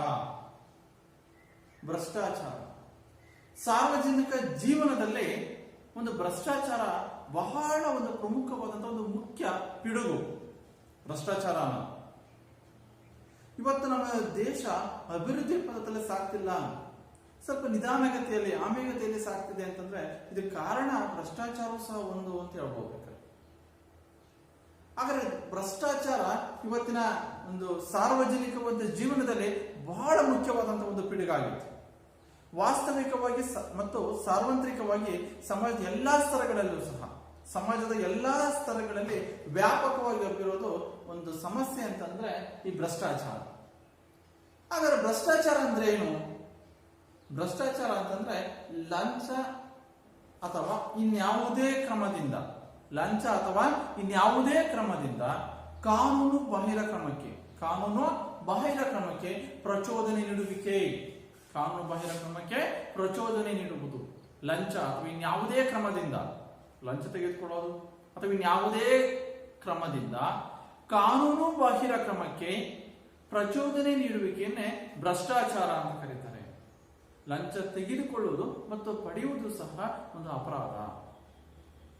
ಭ್ರಷ್ಟಾಚಾರ ಎಂದರೆ ಲಂಚ ಅಥವಾ ಇನ್ಯಾವುದೇ ಕ್ರಮದಿಂದ ಕಾನೂನು ಬಾಹಿರ ಕ್ರಮಕ್ಕೆ ಪ್ರಚೋದನೆ ನೀಡುವುದು, ಇದನ್ನೇ ಭ್ರಷ್ಟಾಚಾರ ಅಂತ ಕರೀತಾರೆ. ಅದನ್ನ ಸರಿಯಾದ ಮತ್ತು ಕಾನೂನುಬದ್ಧವಾದ ಕಾರ್ಯಾಚರಣೆಯಿಂದ ಸ್ಪಷ್ಟವಾಗಿ ಸಂಪೂರ್ಣವಾಗಿ ಭ್ರಷ್ಟಾಚಾರವನ್ನ ನಾವು ನಿರ್ಮೂಲನೆ ಮಾಡಬೇಕು. ಸರಿಯಾದಂತಹ ಒಂದು ಮತ್ತು ನ್ಯಾಯಬದ್ಧವಾದಂತಹ ಕಾರ್ಯಾಚರಣೆಯಿಂದ ಸ್ಪಷ್ಟವಾಗಿ ದೂರ ಸರಿವಿಕೆಯನ್ನ ಇದು ಸೂಚಿಸುತ್ತೆ. ಈ ಭ್ರಷ್ಟಾಚಾರ ನಮ್ಮ ಸಾರ್ವಜನಿಕ ಜೀವನದಲ್ಲಿ ವ್ಯಾಪಕವಾಗಿ ಎಲ್ಲಾ ಕ್ಷೇತ್ರಗಳು ಸಾರ್ವತ್ರಿಕವಾಗಿ ವ್ಯಾಪಕವಾಗಿ ಹಬ್ಬಿರುವಂತಹ ಪಿಡುಗು ಅಂತ ಕರೀತೀವಿ. ಯಾವುದನ್ನ? ಭ್ರಷ್ಟಾಚಾರವನ್ನ. ಈ ಅಧಿಕಾರ ಹಾಗೂ ವರ್ಚಸ್ಸನ್ನ ಸ್ವಾರ್ಥ ಹಾಗೂ ತಪ್ಪು ವಿಧಾನದ ಮೂಲಕ ದುರ್ಬಳಕೆ ಮಾಡಿಕೊಳ್ಳುವುದು ಅಂತ ವ್ಯಾಖ್ಯಾನಿಸಬಹುದು. ಭ್ರಷ್ಟಾಚಾರವನ್ನ ಸಾರ್ವಜನಿಕ ಜೀವನದ ಅಧಿಕಾರ ಹಾಗೂ ವರ್ಚಸ್ಸನ್ನ ತಮ್ಮ ಸ್ವಾರ್ಥಕ್ಕೋಸ್ಕರ ಮತ್ತು ತಪ್ಪು ವಿಧಾನದ ಮೂಲಕ ಅದನ್ನು ದುರ್ಬಳಕೆ ಮಾಡಿಕೊಳ್ಳುವುದನ್ನೇ ನಾವು ಭ್ರಷ್ಟಾಚಾರ ಅಂತ ನಾವು ವ್ಯಾಖ್ಯಾನಿಸ್ತೀವಿ. ಅಂದ್ರೆ ಸ್ವಾರ್ಥಕ್ಕೋಸ್ಕರವಾಗಿ ತಮ್ಮ ಅಧಿಕಾರವನ್ನು ದುರ್ಬಳಕೆ ಮಾಡಿಕೊಳ್ಳೋದು. ನಂತರ ಈ ಭ್ರಷ್ಟಾಚಾರ ಈ ವಿಧಿವಿಧಾನಗಳನ್ನ ಅಂದ್ರೆ ಎಲ್ಲ ವಿಧಿವಿಧಾನಗಳನ್ನ ಬದಿಗೆ ಸರಿಸಿ ಸಂಪೂರ್ಣವಾಗಿ ಸ್ವಂತ ಲಾಭಕ್ಕಾಗಿ ಅಧಿಕಾರದ ದುರುಪಯೋಗ ಅಂತ ಕರೀಬಹುದು. ನಾವು ಭ್ರಷ್ಟಾಚಾರ ಇನ್ನೊಂದು ರೀತಿಯಾಗಿ ಹೇಳೋದಾದ್ರೆ, ಒಂದೇ ಒಂದು ವ್ಯಾಖ್ಯದಲ್ಲಿ ಒಂದು ಮಾತಲ್ಲಿ ಹೇಳೋದಾದ್ರೆ, ಭ್ರಷ್ಟಾಚಾರ ಅಂತಂದ್ರೆ ಸ್ವಂತ ಲಾಭಕ್ಕಾಗಿ ಅಧಿಕಾರ ದುರುಪಯೋಗವನ್ನೇ ಅಥವಾ ಸ್ವಾರ್ಥಕ್ಕಾಗಿ ಅಧಿಕಾರದ ದುರುಪಯೋಗವನ್ನೇ ಅಥವಾ ದುರ್ಬಳಕೆಯನ್ನೇ ಭ್ರಷ್ಟಾಚಾರ ಅಂತ ಕರೀತೀವಿ. ಇದು ಒಂದು ಸಾಂಕ್ರಾಮಿಕ ರೋಗದಂತೆ. ಸಾಂಕ್ರಾಮಿಕ ರೋಗ ಹೇಗೆ ಒಬ್ಬರಿಂದ ಒಬ್ಬರಿಗೆ ಹರಡುತ್ತಾ ಹೋಗುತ್ತೋ ಅದೇ ರೀತಿ ಈ ಸಾಂಕ್ರಾಮಿಕ ರೋಗದಂತೆ ಭ್ರಷ್ಟಾಚಾರ ಸಾರ್ವಜನಿಕ ಜೀವನದಲ್ಲಿ ಸರ್ವವ್ಯಾಪಿಯಾಗಿ ಎಲ್ಲಾ ಕಡೆಯೂ ಸಹ ಈ ಭ್ರಷ್ಟಾಚಾರ ಆಗಬೇಕು.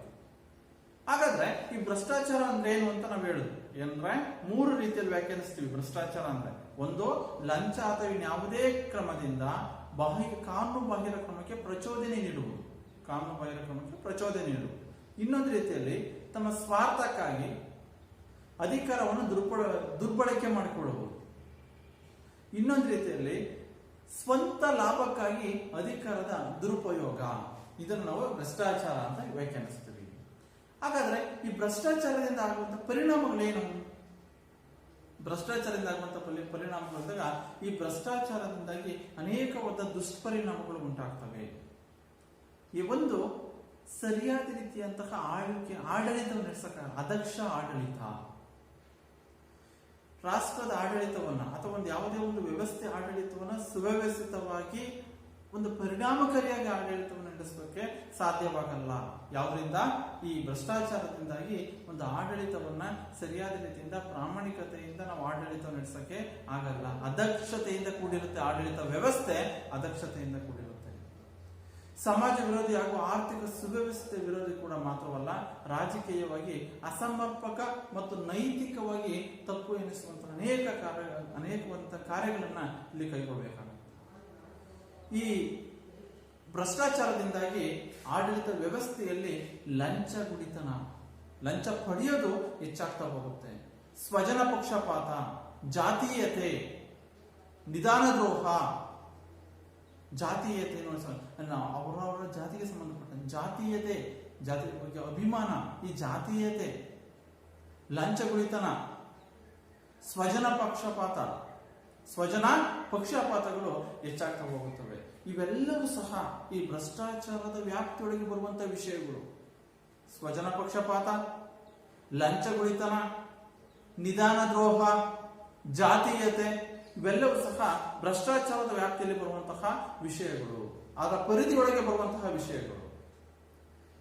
ಈ ಚುನಾವಣಾ ಸಮಯದಲ್ಲೂ ಸಹ ಇಂತಹ ಅನಪೇಕ್ಷಣೀಯವಾದಂತಹ ಸಂಗತಿಗಳು ಸಾರ್ವಜನಿಕವಾದ ಬದುಕಿನ ಒಳಗಡೆ ನುಸುಳುತ್ತವೆ. ಅಂದ್ರೆ ಸಾರ್ವಜನಿಕ ಚುನಾವಣೆಯ ಸಂದರ್ಭದಲ್ಲಿ ನೋಡಬೇಕು, ಚುನಾವಣೆ ಬಂತು ಅಂತಂದ್ರೆ ಮತದಾರರಿಗೆ ಹಬ್ಬವೋ ಹಬ್ಬ. ಅಂದ್ರೆ ತಮ್ಮ ಮತವನ್ನ ಪ್ರಾಮಾಣಿಕತೆಯಿಂದ ಯೋಗ್ಯವಾದಂಥ ಒಬ್ಬ ದಕ್ಷವಾದಂಥ ಒಬ್ಬ ನಾಯಕನನ್ನ ಆರಿಸಿದ್ರೆ ಆಗ ರಾಷ್ಟ್ರವೇನಾದರೂ ಸದೃಢವಾದಂತಹ ಉತ್ತಮವಾದಂತಹ ಪ್ರಜಾಪ್ರಭುತ್ವ ರಾಷ್ಟ್ರವಾಗಿ ಅಭಿವೃದ್ಧಿಯ ಪದದಲ್ಲಿ ಸಾಗುತ್ತೆ. ಆದ್ರೆ ತಮ್ಮ ಮತವನ್ನ ಹಣಕ್ಕಿನ ಮಾರ್ಕೊಂಡಾಗ ಏನಾಗುತ್ತೆ, ನಾವು ಸರಿಯಾದ ಒಬ್ಬ ವ್ಯಕ್ತಿನ ಆಯ್ಕೆ ಮಾಡುವಲ್ಲಿ ನಾವು ಎಡುತ್ತೀವಿ. ಆ ಹಿನ್ನೆಲೆಯಲ್ಲಿ ಈ ಭ್ರಷ್ಟಾಚಾರ ಈ ಒಂದು ಚುನಾವಣೆ ಸಂದರ್ಭದಲ್ಲಿ ಸಾರ್ವಜನಿಕ ರಂಗದಲ್ಲಿ ಸಾಕಷ್ಟು ರೀತಿಯಾದಂತಹ ಸಮಸ್ಯೆಗಳನ್ನ ಇದು ಸೃಷ್ಟಿ ಮಾಡುತ್ತೆ. ಈ ಭ್ರಷ್ಟಾಚಾರದಿಂದಾಗಿ ಅನೇಕವಾದಂತಹ ಒಂದು ಈ ತೆರಿಗೆ ಕಳ್ಳತನ ಇರಬಹುದು, ಏನೇ ಪರಿಣಾಮ ಆಗ್ತಾ ಬಂದಾಗ ಅಕ್ರಮ ದಾಸ್ತಾನು ಮಾಡೋದು, ಅಕ್ರಮವಾಗಿ ಅಂದ್ರೆ ಸರ್ಕಾರಕ್ಕೆ ಇಷ್ಟು ತೋರಿಸ್ಬೇಕಷ್ಟನ್ನ ತೋರಿಸೋದು, ಉಳಿದಂತಹ ವಸ್ತುಗಳನ್ನು ಇರ್ಬೋದು, ಉಳಿದ ಸಾಮಗ್ರಿಗಳನ್ನು ಅಕ್ರಮವಾಗಿ ಕಾನೂನು ಬಾಹಿರವಾಗಿ ಸಂಗ್ರಹಿಸೋದು, ಅಕ್ರಮ ದಾಸ್ತಾನು, ಕಳ್ಳ ಸಾಗಾಣಿಕೆ, ಸರ್ಕಾರಕ್ಕೆ ತೆರಿಗೆಯನ್ನು ವಂಚಿಸಿ ಅಕ್ರಮವಾಗಿ ಸಾಗಾಣಿಕೆ ಮಾಡೋದು, ಕಳ್ಳ ಸಾಗಾಣಿಕೆ, ಆರ್ಥಿಕ ವಂಚನೆ ಇರ್ಬೋದು, ಮೋಸಗಾರಿಕೆ, ಔದ್ಯೋಗಿಕ ವಂಚನೆ ಇವೆಲ್ಲವೂ ಸಹ ಭ್ರಷ್ಟಾಚಾರದಿಂದ ಉಂಟಾಗುವಂತಹ ಪರಿಣಾಮಗಳು ಅಂತ ಕರಿತೀವಿ. ಅಂದ್ರೆ ಭ್ರಷ್ಟಾಚಾರದಿಂದ ಆಗುವಂತಹ ಪರಿಣಾಮಗಳು ಅಂದಾಗ ನಾವು ಹೇಳ್ತೀವಿ ಅಕ್ರಮ ದಾಸ್ತಾನು.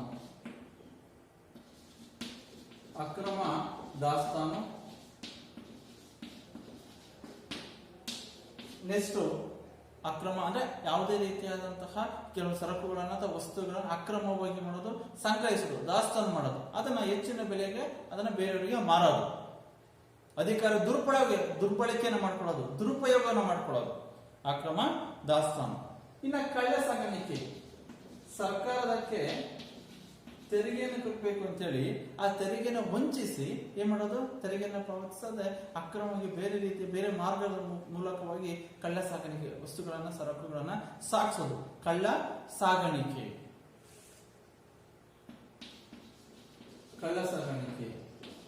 ಇದು ಸಹ ಒಂದು ಪ್ರಮುಖವಾದಂತಹ ಒಂದು ಉಂಟಾಗುವ ದುಷ್ಪರಿಣಾಮಗಳು. ನೆಕ್ಸ್ಟ್ ಮೋಸಗಾರಿಕೆ,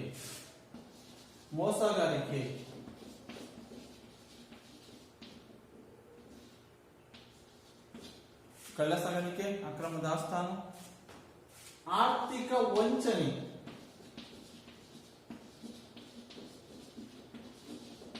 ಆರ್ಥಿಕವಾಗಿ ವಂಚನೆ ಮಾಡೋದು, ಮೋಸ ಮಾಡೋದು, ಇದು ಸಹ ಈ ಭ್ರಷ್ಟಾಚಾರದಿಂದ ಆಗುವಂತಹ ಒಂದು ಪರಿಣಾಮ, ದುಷ್ಪರಿಣಾಮ ಅಂತ. ಹೀಗೆ ಒಂದು ಭ್ರಷ್ಟಾಚಾರ ಸಾರ್ವಜನಿಕ ರಂಗದಲ್ಲಿ ನುಸುಳಿಕೊಂಡು ಅನೇಕವಾದಂತಹ ಒಂದು ದುಷ್ಪರಿಣಾಮಗಳನ್ನ ಈ ಒಂದು ಭ್ರಷ್ಟಾಚಾರ ಉಂಟು ಮಾಡ್ತಾ ಇದೆ. ಈ ಭ್ರಷ್ಟಾಚಾರವನ್ನ ಟೀಕಿಸಿ ನಾವು ಅದರೊಂದಿಗೆ ರಾಜಿ ಮಾಡಿಕೊಂಡು ಬದುಕುವುದರಿಂದ ಅದರ ನಿರ್ಮೂಲನೆ ಅಸಾಧ್ಯ. ನಾವು ಹೇಳ್ತೀವಿ ಭ್ರಷ್ಟಾಚಾರ ಮಾಡಬಾರ್ದು, ಯಾರು ಲಂಚ ತೆಗೆದುಕೊಳ್ಳಂಗಿಲ್ಲ ಅಂತ ಹೇಳಿ ಟೀಕೆ ಮಾಡ್ತೀವಿ. ಟೀಕಿಸಿ ಅದರೊಡನೆ ರಾಜಿ ಮಾಡಿಕೊಂಡು ಅದರೊಡನೆ ನಾವು ಜೀವನ ನಿರ್ವಹಿಸ್ತಾ ಹೋದಂತೆ, ಬದುಕ್ತಾ ಹೋದಂತೆ ಆಗ ನಿರ್ಮೂಲನೆ ಮಾಡೋಕ್ಕಾಗತ್ತಾ? ಆಗಲ್ಲ, ಬಹಳ ಅಸಾಧ್ಯ. ಅದು ನಿರ್ಮೂಲನೆ ಮಾಡೋದು ಅಸಾಧ್ಯ.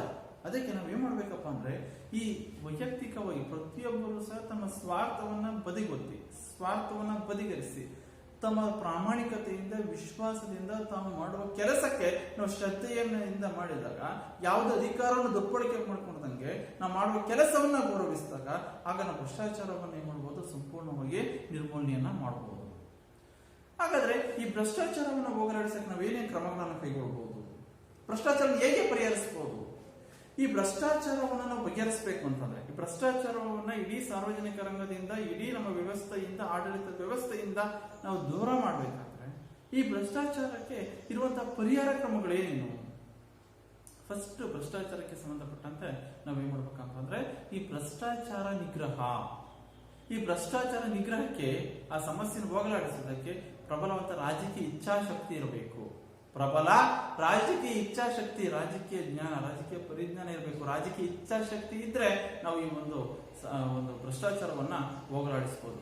ಭ್ರಷ್ಟಾಚಾರದ ಪರಿಹಾರ ಕ್ರಮಗಳಲ್ಲಿ ಮೊದಲನೇ ಕಾರಣ ಏನಪ್ಪಾ ಅಂದ್ರೆ, ಪರಿಹಾರ ಕ್ರಮ ಅಂದ್ರೆ ರಾಜಕೀಯ ಇಚ್ಛಾಶಕ್ತಿ ಇರಬೇಕು. ರಾಜಕೀಯ ಇಚ್ಛಾಶಕ್ತಿ ಇರಬೇಕು. ನೆಕ್ಸ್ಟ್ ಎರಡನೇದು, ಒಳ್ಳೆಯ ರಾಜಕೀಯ ನಾಯಕತ್ವ ಇರಬೇಕು. ನಾವು ಭ್ರಷ್ಟಾಚಾರವನ್ನ ಹೋಗಲಾಡಿಸಬೇಕು ಅಂತಂದ್ರೆ ಪ್ರಬಲವಾದಂತಹ, ಒಂದು ಉತ್ತಮವಾದಂತಹ, ದಕ್ಷವಾದಂತಹ ನಾಯಕತ್ವ ಇರಬೇಕು. ಆ ದಕ್ಷವಾದಂತಹ, ಪ್ರಾಮಾಣಿಕವಾದಂತಹ, ಉತ್ತಮವಾದಂತಹ ನಾಯಕರಿದ್ರೆ ಅವ್ರು ಯಾವುದೇ ಕಾರಣಕ್ಕೂ ತಮ್ಮ ಅಧಿಕಾರವನ್ನು ದುರ್ಬಳಕೆ ಮಾಡ್ಕೊಳ್ಳಲ್ಲ, ಸ್ವಾರ್ಥಕ್ಕೋಸ್ಕರವಾಗಿ ಆಡಳಿತ ನಡೆಸಲ್ಲ ಅವರು. ನಾವು ಭ್ರಷ್ಟಾಚಾರ ಹೋಗಲಾಡಿಸಬೇಕು ಅಂದ್ರೆ ದಕ್ಷವಾದಂತಹ ಉತ್ತಮ ನಾಯಕತ್ವ ಇರಬೇಕು, ರಾಜಕೀಯ ಪರಿಜ್ಞಾನ ಇರಬೇಕು, ಪೌರತ್ವದ ಅರಿವು ಅವರಲ್ಲಿದ್ರೆ ನಾವು ಭ್ರಷ್ಟಾಚಾರವನ್ನು ಹೋಗಲಾಡಿಸಬಹುದು. ಪ್ರಬಲ ರಾಜಕೀಯ ಇಚ್ಛಾಶಕ್ತಿ ಇರಬೇಕು. ಎರಡನೇದಾಗಿ ಉತ್ತಮ ನಾಯಕತ್ವ ಇರಬೇಕು, ದಕ್ಷವಾದಂತಹ, ಪ್ರಾಮಾಣಿಕವಾದಂತಹ ನಾಯಕತ್ವ ಇರಬೇಕು. ಆಮೇಲೆ ಜಂಟಿಯಾಗಿ ಪ್ರತಿಯೊಬ್ಬರು ಎಲ್ಲರೂ ಸಹ ಸಾಮೂಹಿಕವಾಗಿ ನಾವು ಭ್ರಷ್ಟಾಚಾರವನ್ನು ಹೋಗಲಾಡಿಸಬಹುದು. ಕೇವಲ ಒಬ್ಬ ವ್ಯಕ್ತಿಯಿಂದ ನಾವು ಭ್ರಷ್ಟಾಚಾರ ಹೋಗಲಾಡಿಸಕ್ಕಾಗಲ್ಲ. ಜಂಟಿಯಾಗಿ ಎಲ್ಲರೂ ಸಹ ಸಾಮೂಹಿಕವಾಗಿ ನಾವು ಎಲ್ಲರ ಸಹಯೋಗದೊಂದಿಗೆ ನಾವು ಭ್ರಷ್ಟಾಚಾರವನ್ನು ನಾವು ಹೋಗಲಾಡಿಸಬಹುದು. ನಂತರ ಈ ಭ್ರಷ್ಟಾಚಾರವನ್ನು ನಿರ್ಮೂಲನೆ ಮಾಡಬೇಕು ಅಂತಂದಾಗ ನಾವಿಲ್ಲಿ ಒಂದು ಸಂಸ್ಥೆಯನ್ನ ಸ್ಥಾಪನೆ ಮಾಡಬೇಕಾಗುತ್ತೆ. ಯಾವ್ದಪ್ಪ ಅಂತಂದ್ರೆ ಅದು ಲೋಕಪಾಲ್ ಅಥವಾ ಲೋಕಾಯುಕ್ತ. ಲೋಕಪಾಲ್ ಅಂತ, ಲೋಕಪಾಲ್ ಅಥವಾ ಲೋಕಾಯುಕ್ತ. ಲೋಕಪಾಲ್ ಮತ್ತು ಲೋಕಾಯುಕ್ತ. ಈ ಲೋಕಪಾಲ್ ಮತ್ತು ಲೋಕಾಯುಕ್ತ ಸಂಸ್ಥೆಯನ್ನ ನಾವು ಪ್ರಾರಂಭಿಸುವ ಮೂಲಕವಾಗಿ ಈ ಭ್ರಷ್ಟಾಚಾರವನ್ನು ಸಂಪೂರ್ಣವಾಗಿ ಮಾಡಬಹುದು, ಹೋಗಲಾಡಿಸಬಹುದು. ಲೋಕಪಾಲ್ ಮತ್ತು ಲೋಕಾಯುಕ್ತ. ಈ ಲೋಕಪಾಲ್ ಮತ್ತು ಲೋಕಾಯುಕ್ತ ಅಂತ ಭ್ರಷ್ಟಾಚಾರ ನಿಯಂತ್ರಣದಲ್ಲಿ ಪೂರಕವಾದಂತಹ ಶಕ್ತಿಯನ್ನ ಒದಗಿಸ್ತವೆ. ನಾವು ಭ್ರಷ್ಟಾಚಾರವನ್ನು ಹೋಗಲಾಡಿಸುವುದಕ್ಕೆ ಪರಿಣಾಮಕಾರಿಯಾದಂತಹ ಇದ್ದ ಸಂಸ್ಥೆಗಳ ಲೋಕಪಾಲ್ ಮತ್ತು ಲೋಕಾಯುಕ್ತ ಸಂಸ್ಥೆಗಳನ್ನ ಸ್ಥಾಪಿಸಬೇಕು. ಇದರ ಮೂಲಕವಾಗಿ ಭ್ರಷ್ಟಾಚಾರವನ್ನು ನಾವು ಹೋಗಲಾಡಿಸಬಹುದು. ಸಾಮಾಜಿಕ ನಾಯಕರುಗಳು, ಶಿಕ್ಷಣ ಸಂಸ್ಥೆಗಳು, ಅನೇಕವಾದಂತಹ ನಮ್ಮ ದೇಶದಲ್ಲಿರುವಂತಹ ಪ್ರತಿಯೊಂದು ಶಿಕ್ಷಣ ಸಂಸ್ಥೆಗಳು, ಎಲ್ಲ ಸಾಮಾಜಿಕ ನಾಯಕರುಗಳು ಸಹ ಸಂಪೂರ್ಣವಾದಂತಹ ಒಂದು ಸಹಯೋಗದೊಂದಿಗೆ ಎಲ್ಲರೂ ಸ್ವಯಂ ಪ್ರೇರಣೆಯಿಂದ, ಆಸಕ್ತಿಯಿಂದ ಈ ಭ್ರಷ್ಟಾಚಾರವನ್ನು ಹೋಗಲಾಡಿಸುವುದಕ್ಕೆ ಸಹಕರಿಸಬೇಕು. ಈ ಲೋಕಪಾಲ್ ಅಥವಾ ಮತ್ತು ಲೋಕಾಯುಕ್ತ ಸಂಸ್ಥೆಗಳಿಗೆ ಅವರ ಸಹಯೋಗದೊಂದಿಗೆ ಎಲ್ಲರೂ ಸಹ ಜಂಟಿಯಾಗಿ ಈ ಭ್ರಷ್ಟಾಚಾರ ಹೋಗಲಾಡಿಸುವುದಕ್ಕೆ ಪ್ರಯತ್ನವನ್ನ ಮಾಡಬೇಕು. ಎಲ್ಲ ಸಾಮಾಜಿಕ ನಾಯಕರುಗಳು ಮತ್ತು ಪ್ರತಿಯೊಂದು ಶಿಕ್ಷಣ ಸಂಸ್ಥೆಗಳು. ಆಗ ನಾವು ಭ್ರಷ್ಟಾಚಾರವನ್ನ ಹೋಗಲಾಡಿಸಬೇಕು. ಸರ್ಕಾರಿ ಕಚೇರಿಗಳಲ್ಲಿ ಸಿಸಿ ಕ್ಯಾಮೆರಾಗಳನ್ನು ಅಳವಡಿಸಬೇಕು. ನಾವು ಭ್ರಷ್ಟಾಚಾರ ಹೋಗಲಾಡಿಸಬೇಕು ಅಂತ ಎಲ್ಲ ಸಾರ್ವಜನಿಕವಾದಂತಹ ಸರ್ಕಾರಿ ಕಚೇರಿಗಳಲ್ಲಿ ಸಿಸಿ ಕ್ಯಾಮೆರಾವನ್ನು ಅಳವಡಿಸಬೇಕು. ಆಗೇನಾಗುತ್ತೆ, ಈ ಸಿಸಿ ಕ್ಯಾಮೆರಾಗಳನ್ನು ಅಳವಡಿಸಿದಾಗ ಅಲ್ಲಿ ಯಾರೊಬ್ಬ ಸರ್ಕಾರಿ ಅಧಿಕಾರಿ ಆಗ್ಲಿ, ನೌಕರನಾಗ್ಲಿ, ಅವನು ಏನ್ ಮಾಡ್ತಾನೆ, ಲಂಚವನ್ನ ಪಡ್ಕೊಳ್ಳೋಕೆ ಹೆದರುತ್ತಾನೆ. ಯಾಕೆ ಅಂದ್ರೆ, ಸಿಸಿ ಕ್ಯಾಮೆರಾ ಇದೆ, ನನ್ನನ್ನ ಸಿಸಿ ಕ್ಯಾಮೆರಾ ಏನ್ ಮಾಡ್ತಿದೆ, ಗಮನಿಸ್ತಾ ಇದೆ, ಅಲ್ಲಿ ರೆಕಾರ್ಡ್ ಆಗಿರುತ್ತೆ. ಅದಕ್ಕೋಸ್ಕರ ಮೇಲಿನ ಅಧಿಕಾರಿಗಳು ಸಿಸಿ ಕ್ಯಾಮೆರಾ ಫುಟೇಜ್ ಅವರು ಕೇಳಬಹುದು ಯಾವಾಗ ಬೇಕಾದ್ರೂ. ಅದಕ್ಕೆ ಅವನು ಲಂಚ ತೆಗೆದುಕೊಳ್ಳಕ್ಕೆ ಹೆದರ್ತಾನೆ. ಅದಕ್ಕೆ ಎಲ್ಲ ಸರ್ಕಾರಿ ಕಚೇರಿಗಳಲ್ಲಿ ಸಿಸಿ ಕ್ಯಾಮೆರಾಗಳನ್ನ ಅಳವಡಿಸಬೇಕು. ಆಗ ನಾವು ಭ್ರಷ್ಟಾಚಾರವನ್ನು ಹೋಗಲಾಡಿಸಬಹುದು. ಈ ಭ್ರಷ್ಟಾಚಾರದ ಕಾರ್ಯನಿರ್ವಹಣೆಯಲ್ಲಿ ಕಾರ್ಯನಿರ್ವಹಣೆ ವೇಗವನ್ನು ಭ್ರಷ್ಟಾಚಾರ ನಿಯಂತ್ರಿಸಕ್ಕೆ ಏನೇ ಕಾರ್ಯಕ್ರಮಗಳನ್ನು ಕೈಗೊಂಡಿವೋ ಅದನ್ನ ತ್ವರಿತಗತಿಯಲ್ಲಿ ಕಾರ್ಯಕ್ರಮಗಳನ್ನು ಕೈಗೊಳ್ಳಬೇಕು. ಅಷ್ಟೇ ಅಲ್ಲ, ಭ್ರಷ್ಟಾಚಾರದಲ್ಲಿ ಯಾರು ಭಾಗಿಯಾಗ್ತಾರೋ ವಿದ್ಯಾರ್ಥಿಗಳು, ಯಾವೊಬ್ಬ ವ್ಯಕ್ತಿ ಅವನ ಕಾನೂನು ಮುಂದೆ ಸಮಾನರು, ಯಾರೇ ತಪ್ಪು ಮಾಡಿಲ್ಲ ಅವರ ಕಾನೂನು ಮುಂದೆ ಸಮಾನರು. ಯಾರು ಭ್ರಷ್ಟಾಚಾರದಲ್ಲಿ ತೊಡಗಿಕೊಂಡಿರ್ತಾರೋ ಅಂಥವರಿಗೆ ಕಠಿಣ ಶಿಕ್ಷೆಯನ್ನು ವಿಧಿಸಬೇಕು ಅಂತ ಕ್ರಮಗಳನ್ನು ಕೈಗೊಳ್ಳಬೇಕು. ಕಠಿಣ ಶಿಕ್ಷೆ ಕಾನೂನುಗಳನ್ನು ರೂಪಿಸಿ ಜಾರಿಗೆ ತರಬೇಕು. ಆ ಭ್ರಷ್ಟಾಚಾರದಲ್ಲಿ ತೊಡಗಿಕೊಂಡ ಯಾರೇ ಭ್ರಷ್ಟಾಚಾರದಲ್ಲಿ ತೊಡಗಿಕೊಂಡಿರ್ತಾರೋ ಅವನು ಬಡವನಾಗಿರ್ಬೋದು ಅಥವಾ ಶ್ರೀಮಂತನಾಗಿರ್ಬೋದು, ಅಂತ ಭ್ರಷ್ಟಾಚಾರದಲ್ಲಿ ತೊಡಗಿಕೊಂಡವರಿಗೆ ನಾವು ಶಿಕ್ಷೆಯನ್ನು ನೀಡುವುದರ ಮೂಲಕವಾಗಿ, ಕಠಿಣ ಶಿಕ್ಷೆ ನೀಡುವುದರ ಮೂಲಕವಾಗಿ ನಾವು ಭ್ರಷ್ಟಾಚಾರವನ್ನ ಹೋಗಲಾಡಿಸಬಹುದು. ಮತ್ತೆ ನ್ಯಾಯಾಲಯದಲ್ಲಿ ನ್ಯಾಯಾಧೀಶರ ಸಂಖ್ಯೆ ಹೆಚ್ಚಿಸುವುದರ ಮೂಲಕ, ಯಾಕೆಂದ್ರೆ ಯಾವುದೋ ಒಂದು ಭ್ರಷ್ಟಾಚಾರದಲ್ಲಿ ತೊಡಗಿಕೊಂಡಿದ್ದೇನೆ ಅಂತೇಳಿ ಆ ವ್ಯಕ್ತಿಯ ವಿರುದ್ಧ ನ್ಯಾಯಾಲಯಕ್ಕೆ ನಾವು ಮೊಕದ್ದಮೆಯನ್ನು ಸಲ್ಲಿಸಿದಾಗ ಅಲ್ಲಿ ಮೊಕದ್ದಮೆಗಳ ಪ್ರಕರಣಗಳು ಹೆಚ್ಚಾಗ್ತಾ ಹೋದಂತೆ ಆಗ ಏನಾಗುತ್ತೆ, ಅದರ ಒಂದು ತೀರ್ಪು ಬರೋಕ್ಕೆ ನಿಧಾನ ಆಗುತ್ತೆ. ಅದೇ ನ್ಯಾಯಾಲಯದಲ್ಲಿ ನ್ಯಾಯಾಧೀಶರ ಸಂಖ್ಯೆ ಹೆಚ್ಚಿಸಿದಾಗ ಆ ವ್ಯಕ್ತಿಯ ವಿರುದ್ಧದ ಮೊಕದ್ದಮೆಯನ್ನ ಶೀಘ್ರದಲ್ಲಿ ನಾವು ಇತ್ಯರ್ಥ ಮಾಡಿ ತೀರ್ಪನ್ನು ನೀಡಿದ್ರೆ ಆಗ ಏನಾಗುತ್ತೆ, ಅವನಿಗೆ ಶಿಕ್ಷೆ ಆಗುತ್ತೆ. ಆಗ ಉಳಿದವರಿಗೆ ಬಹಳ ವೇಗವಾಗಿ ಬೇಗ ಅವರಿಗೆ ಏನಾಗುತ್ತೆ, ಅದರ ಪರಿಣಾಮ ಗೊತ್ತಾಗುತ್ತೆ. ಹೌದಪ್ಪ, ಅವನು ಭ್ರಷ್ಟಾಚಾರ ತೊಡ್ಕೊಂಡಿದ್ದ, ಅವನಿಗೆ ಈ ರೀತಿ ಶಿಕ್ಷೆಯಾಗಿದೆ, ಇಂಥ ಕಠಿಣ ಶಿಕ್ಷೆಯಾಗಿದೆ. ಆಗ ಉಳಿದವರು ಏನು ಮಾಡ್ತಾರೆ, ಅವರು ಸಹ ಭ್ರಷ್ಟಾಚಾರದ ಕಾರ್ಯದಲ್ಲಿ ತೊಡಗಿಕೊಳ್ಳೋಕೆ ಹೆದರುತ್ತಾರೆ, ಭಯ ಕೊಡ್ತಾರೆ. ಅವ್ರು ಯಾರು ಸಹ ಭ್ರಷ್ಟಾಚಾರ ಕಾರ್ಯದಲ್ಲಿ ಅವರು ಆ ಕಾರ್ಯದಲ್ಲಿ ತೊಡಗಿಕೊಳ್ಳುವುದಿಲ್ಲ. ಇದು ಈ ಭ್ರಷ್ಟಾಚಾರ ನಮ್ಮ ಭಾರತದ ಸಮಸ್ಯೆಗಳಲ್ಲಿ ಎರಡನೇ ಪ್ರಮುಖವಾದಂತಹ ಸಮಸ್ಯೆಯಾದಂತಹ ಒಂದು ಭ್ರಷ್ಟಾಚಾರ. ಈಗ ಭಾರತದ ಸಮಸ್ಯೆಗಳಾಗುವ ಅವುಗಳ ಪರಿಹಾರ ಉಪಾಯಗಳಲ್ಲಿ ಎರಡನೇ ಸಮಸ್ಯೆ ಭ್ರಷ್ಟಾಚಾರದ ಬಗ್ಗೆ ಹೇಳ್ತಾ ಇತ್ತು. ಈಗ ಫಸ್ಟ್ ನಾವು ನಿರುದ್ಯೋಗ ಸಮಸ್ಯೆ ಅಂದ್ರೆ ಏನು, ಆ ನಿರುದ್ಯೋಗ ಸಮಸ್ಯೆ ಕಾರಣ ಮತ್ತು ಪರಿಣಾಮಗಳು, ಅದರ ಸಮಸ್ಯೆ ಪರಿಹಾರ ಕ್ರಮಗಳನ್ನ ನಾವು ತಿಳ್ಕೊಂಡು ನಂತರ ಎರಡನೇ ಸಮಸ್ಯೆ ಭ್ರಷ್ಟಾಚಾರ. ಭ್ರಷ್ಟಾಚಾರ ಅಂತಂದ್ರೆ ಇಂದಿನ ಒಂದು ಸಾರ್ವಜನಿಕವಾದಂತಹ ರಂಗದಲ್ಲಿ ಎಲ್ಲ ಒಂದು ಸಾರ್ವಜನಿಕವಾದಂತಹ ರಂಗದಲ್ಲಿ ಒಂದು ಪ್ರವೇಶಿಸಿರುವಂತಹ ಅಥವಾ ಸಾರ್ವಜನಿಕ ರಂಗದಲ್ಲಿ ನುಸುಳಿಕೊಂಡಿರುವಂತಹ ಒಂದು ಸಾಮಾಜಿಕ ಪಿಡುಗು ಈ ಭ್ರಷ್ಟಾಚಾರ ಅಂತ ಹೇಳಿ.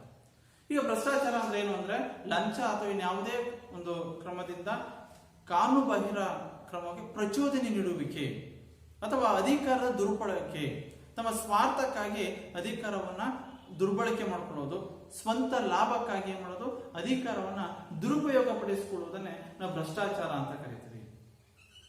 ಈ ಭ್ರಷ್ಟಾಚಾರದಿಂದಾಗಿ ತೆರಿಗೆ ಕಳ್ಳತನ ಇರ್ಬೋದು, ಅಕ್ರಮ ದಾಸ್ತಾನು, ತೆರಿಗೆ ಕಳ್ಳ ಸಾಗಾಣಿಕೆ, ಮೋಸಗಾರಿಕೆ, ಆರ್ಥಿಕ ವಂಚನೆ, ಇವು ಈ ಭ್ರಷ್ಟಾಚಾರದಿಂದ ಉಂಟಾಗುವಂತಹ ಪರಿಣಾಮಗಳು ಅಂತ ಕರೀತೀವಿ. ಅಷ್ಟೇ ಅಲ್ಲ, ಭ್ರಷ್ಟಾಚಾರದ ಜಾಲದಲ್ಲಿ ಸೇರಿಕೊಂಡಿರುವಂತಹ ವಿಷಯಗಳು ಯಾವ್ಯಾವ ಭ್ರಷ್ಟಾಚಾರದ ಜಾಲದಲ್ಲಿ ಸೇರಿಕೊಂಡಿವೆ? ಲಂಚಗುಳಿತನ, ಸ್ವಜನ ಪಕ್ಷಪಾತ, ಲಂಚಗುಳಿತನ, ಸ್ವಜನ ಪಕ್ಷಪಾತ, ಜಾತೀಯತೆ, ನಿಧಾನ ದ್ರೋಹ, ಇವೆಲ್ಲವೂ ಸಹ ಆ ಭ್ರಷ್ಟಾಚಾರದ ಪರಿಧಿಯೊಳಗೆ ಸೇರಿರುವಂತಹ ವಿಷಯಗಳು. ಹಾಗಾದ್ರೆ ಈ ಭ್ರಷ್ಟಾಚಾರ ಒಂದು ಸಾಮಾಜಿಕ ಪಿಡುಗು, ಒಂದು ಸಾಂಕ್ರಾಮಿಕ ರೋಗದಂತೆ ಅಂತ ಹೇಳ್ತೀವಿ. ಈಗ ಸಾಂಕ್ರಾಮಿಕ ರೋಗ ಹೇಗೆ ಇಡೀ ನಮ್ಮ ಒಬ್ಬರಿಂದ ಒಬ್ಬರಿಗೆ ಯಾವ ರೀತಿ ಹರಡುತ್ತೋ ಅದೇ ರೀತಿ ಈ ಒಂದು ಭ್ರಷ್ಟಾಚಾರವೂ ಅಷ್ಟೇ ಸಾರ್ವಜನಿಕ ರಂಗದಲ್ಲಿ, ಸಾರ್ವಜನಿಕ ಕ್ಷೇತ್ರದಲ್ಲಿ, ಆ ವ್ಯವಸ್ಥೆಯಲ್ಲಿ ಹರಡುವಂತಹ ಒಂದು ಸಾಮಾಜಿಕ ಪಿಡುಗು.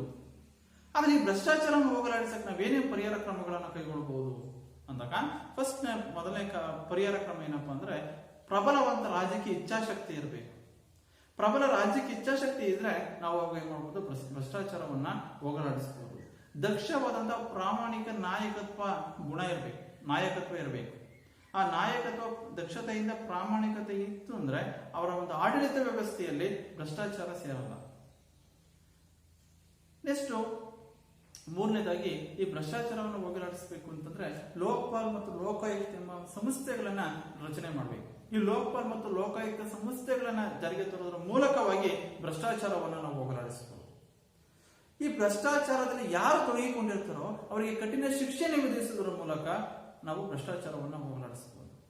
ನ್ಯಾಯಾಲಯದಲ್ಲಿ ನ್ಯಾಯಾಧೀಶರ ಸಂಖ್ಯೆಯನ್ನು ಹೆಚ್ಚಿಸಿದಾಗ ಆಗ ಏನಾಗುತ್ತೆ, ನಾವು ಯಾವುದೋ ಒಬ್ಬ ವ್ಯಕ್ತಿ ಭ್ರಷ್ಟಾಚಾರ ತೊಡಗಿಕೊಂಡಿದ್ದಾನೆ ಅಂತೇಳಿ ಅವನ ವಿರುದ್ಧ ಇರುವಂತಹ ಮೊಕದ್ದಮೆಗೆ ಶೀಘ್ರವಾಗಿ ತೀರ್ಪನ್ನು ನೀಡಿದಾಗ ಆಗೇನಾಗುತ್ತೆ, ಬೇರೆಯವರಿಗೆ ಅದು ಒಂದು ಪರಿಣಾಮ ಬೀರಿ ಅವ್ರು ಏನ್ ಮಾಡ್ತಾರೆ, ಯಾರು ಸಹ ಭ್ರಷ್ಟಾಚಾರ ತೊಡಗಿಕೊಳ್ಳಕ್ಕೆ ಭಯ ಪಡ್ತಾರೆ, ಹೆದರುತ್ತಾರೆ. ಈ ಭ್ರಷ್ಟಾಚಾರದಲ್ಲಿ ನಾವು ಹೋಗಲಾಡಿಸಬೇಕು, ಎಲ್ಲಾ ಸರ್ಕಾರಿ ಕಚೇರಿಗಳಲ್ಲಿ ಸಿಸಿ ಕ್ಯಾಮೆರಾಗಳನ್ನು ಅಳವಡಿಸಬೇಕು. ಸಿಸಿ ಕ್ಯಾಮೆರಾಗಳನ್ನು ಅಳವಡಿಸಿದಾಗ ಆ ಒಂದು ಸಾರ್ವಜನಿಕವಾದಂತಹ ಒಂದು ಕಚೇರಿಗಳಲ್ಲಿ ಅವ್ರು ಯಾವುದೇ ಒಬ್ಬ ನೌಕರರು ಅವರು ಲಂಚ ಪಡೆಯೋಕೆ, ಆ ಭ್ರಷ್ಟಾಚಾರ ಕಾರ್ಯದಲ್ಲಿ ತೊಡಗಿಕೊಳ್ಳೋಕೆ ಹೆದರುತ್ತಾರೆ, ಭಯ ಪಡ್ತಾರೆ. ಹೀಗೆ ನಾವು ಭ್ರಷ್ಟಾಚಾರವನ್ನು ಹೋಗಲಾಡಿಸಬೇಕು ಅಂತಂದ್ರೆ ಪ್ರತಿಯೊಂದು ಶಿಕ್ಷಣ ಸಂಸ್ಥೆಗಳು, ಎಲ್ಲ ಒಂದು ಸಮಾಜದ ನಾಯಕರುಗಳು ಸಹ ಸ್ವಯಂ ಪ್ರೇರಣೆಯಿಂದ, ಆಸಕ್ತಿಯಿಂದ ಭ್ರಷ್ಟಾಚಾರದ ಒಂದು ನಿರ್ಮೂಲನೆಗೆ ಎಲ್ಲರ ಸಹಕಾರ ಬಹಳ ಅತ್ಯಗತ್ಯ. ಆ ಮೂಲಕವಾಗಿ ನಾವು ಭ್ರಷ್ಟಾಚಾರವನ್ನು ಹೋಗಲಾಡಿಸಬಹುದು. ಒಂದು ವೇಳೆ ಇಡೀ ನಮ್ಮ ಸಾರ್ವಜನಿಕ ರಂಗದಿಂದ, ಸಾರ್ವಜನಿಕ ವ್ಯವಸ್ಥೆಯಿಂದ ನಾವು ಭ್ರಷ್ಟಾಚಾರವನ್ನು ಹೋಗಲಾಡಿಸಿದ್ರೆ ಆಗ ನಮ್ಮ ರಾಷ್ಟ್ರ ಉತ್ತಮವಾದಂತಹ, ಒಂದು ದಕ್ಷವಾದಂತಹ, ಒಂದು ಸದೃಢವಾದಂತಹ ರಾಷ್ಟ್ರ ಆಗುತ್ತೆ, ಶ್ರೀಮಂತ ರಾಷ್ಟ್ರ ಆಗುತ್ತೆ. ಹೀಗೆ ನಾವು ಸಮಸ್ಯೆಗಳು ಅಂತಂದಾಗ ಅದಕ್ಕೆ ಸರಿಯಾದ ರೀತಿ ಪರಿಹಾರ ಕ್ರಮವನ್ನು ಸೂಚಿಸಿದ್ರೆ ಮಾತ್ರ ಆ ಸಮಸ್ಯೆಗೆ ಪರಿಹಾರ ಕಂಡುಕೊಂಡ್ರೆ ನಾವೇನ್ ಮಾಡೋದು, ರಾಷ್ಟ್ರ ಅಭಿವೃದ್ಧಿ ಪಥದಲ್ಲಿ ಸಾಗೋಕೆ ಸಾಧ್ಯ ಆಗುತ್ತೆ. ಹೀಗೆ ವಿದ್ಯಾರ್ಥಿಗಳೇ, ನಾವು ಈ ಪಾಠದಲ್ಲಿರುವಂತಹ ಈ ನಿರುದ್ಯೋಗ, ಭ್ರಷ್ಟಾಚಾರ, ತಾರತಮ್ಯ, ಕೋಮುವಾದ, ಭಯೋತ್ಪಾದನೆ ಮತ್ತು ಕಾರ್ಪೊರೇಟ್ ತಂತ್ರಗಾರಿಕೆ ಇವು ಭಾರತದ ಸಮಸ್ಯೆಗಳು. ಅವುಗಳಲ್ಲಿ ನಾವು ಇಂದಿನ ತರಗತಿಯಲ್ಲಿ ತಿಳಿದುಕೊಂಡಂತಹ ವಿಷಯ ಅಂತಂದ್ರೆ, ಒಂದು ನಿರುದ್ಯೋಗ ಎಂದರೇನು, ನಿರುದ್ಯೋಗ ಸಮಸ್ಯೆ ಕಾರಣ ಮತ್ತು ಪರಿಹಾರ ಕ್ರಮಗಳು. ಭ್ರಷ್ಟಾಚಾರ ಎಂದರೇನು, ಭ್ರಷ್ಟಾಚಾರದ ಪರಿಧಿಯೊಳಗೆ ಸೇರಿರುವಂತಹ ವಿಷಯಗಳು ಯಾವ್ಯಾವು, ಭ್ರಷ್ಟಾಚಾರದಿಂದ ಆಗುವಂತಹ ಪರಿಣಾಮಗಳೇನು ಮತ್ತು ಭ್ರಷ್ಟಾಚಾರ ಸಮಸ್ಯೆಯನ್ನು ಹೋಗಲಾಡಿಸಕ್ಕೆ ಕೈಗೊಳ್ಳಬಹುದಾದ ಪರಿಹಾರ ಕ್ರಮಗಳು. ಭ್ರಷ್ಟಾಚಾರ ಸಮಸ್ಯೆಯನ್ನು ಹೋಗಲಾಡಿಸಕ್ಕೆ ಕೈಗೊಳ್ಳಬಹುದಾದ ಪರಿಹಾರ ಕ್ರಮಗಳ ಬಗ್ಗೆ ಇಂದಿನ ತರಗತಿ ನಾವು ತಿಳ್ಕೊಂಡಿದ್ವಿ. ನೆಕ್ಸ್ಟ್ ನಾವು ಮುಂದಿನ ತರಗತಿಯಲ್ಲಿ ನಮ್ಮ ಭಾರತದ ಸಮಸ್ಯೆಗಳು ಆದಂತಹ 3ನೇ ಸಮಸ್ಯೆ ತಾರತಮ್ಯ. ಈ ತಾರತಮ್ಯ ಅದರಲ್ಲಿ ಜಾತಿ ತಾರತಮ್ಯ, ಲಿಂಗ ತಾರತಮ್ಯ ಮತ್ತು ಪ್ರಾದೇಶಿಕ ಅಸಮಾನತೆ. ಇದು ಈ ಒಂದು ತಾರತಮ್ಯ ವಿಷಯದ ಬಗ್ಗೆ ನಾವು ಮುಂದಿನ ತರಗತಿಯಲ್ಲಿ ತಿಳಿದುಕೊಳ್ಳೋಣ.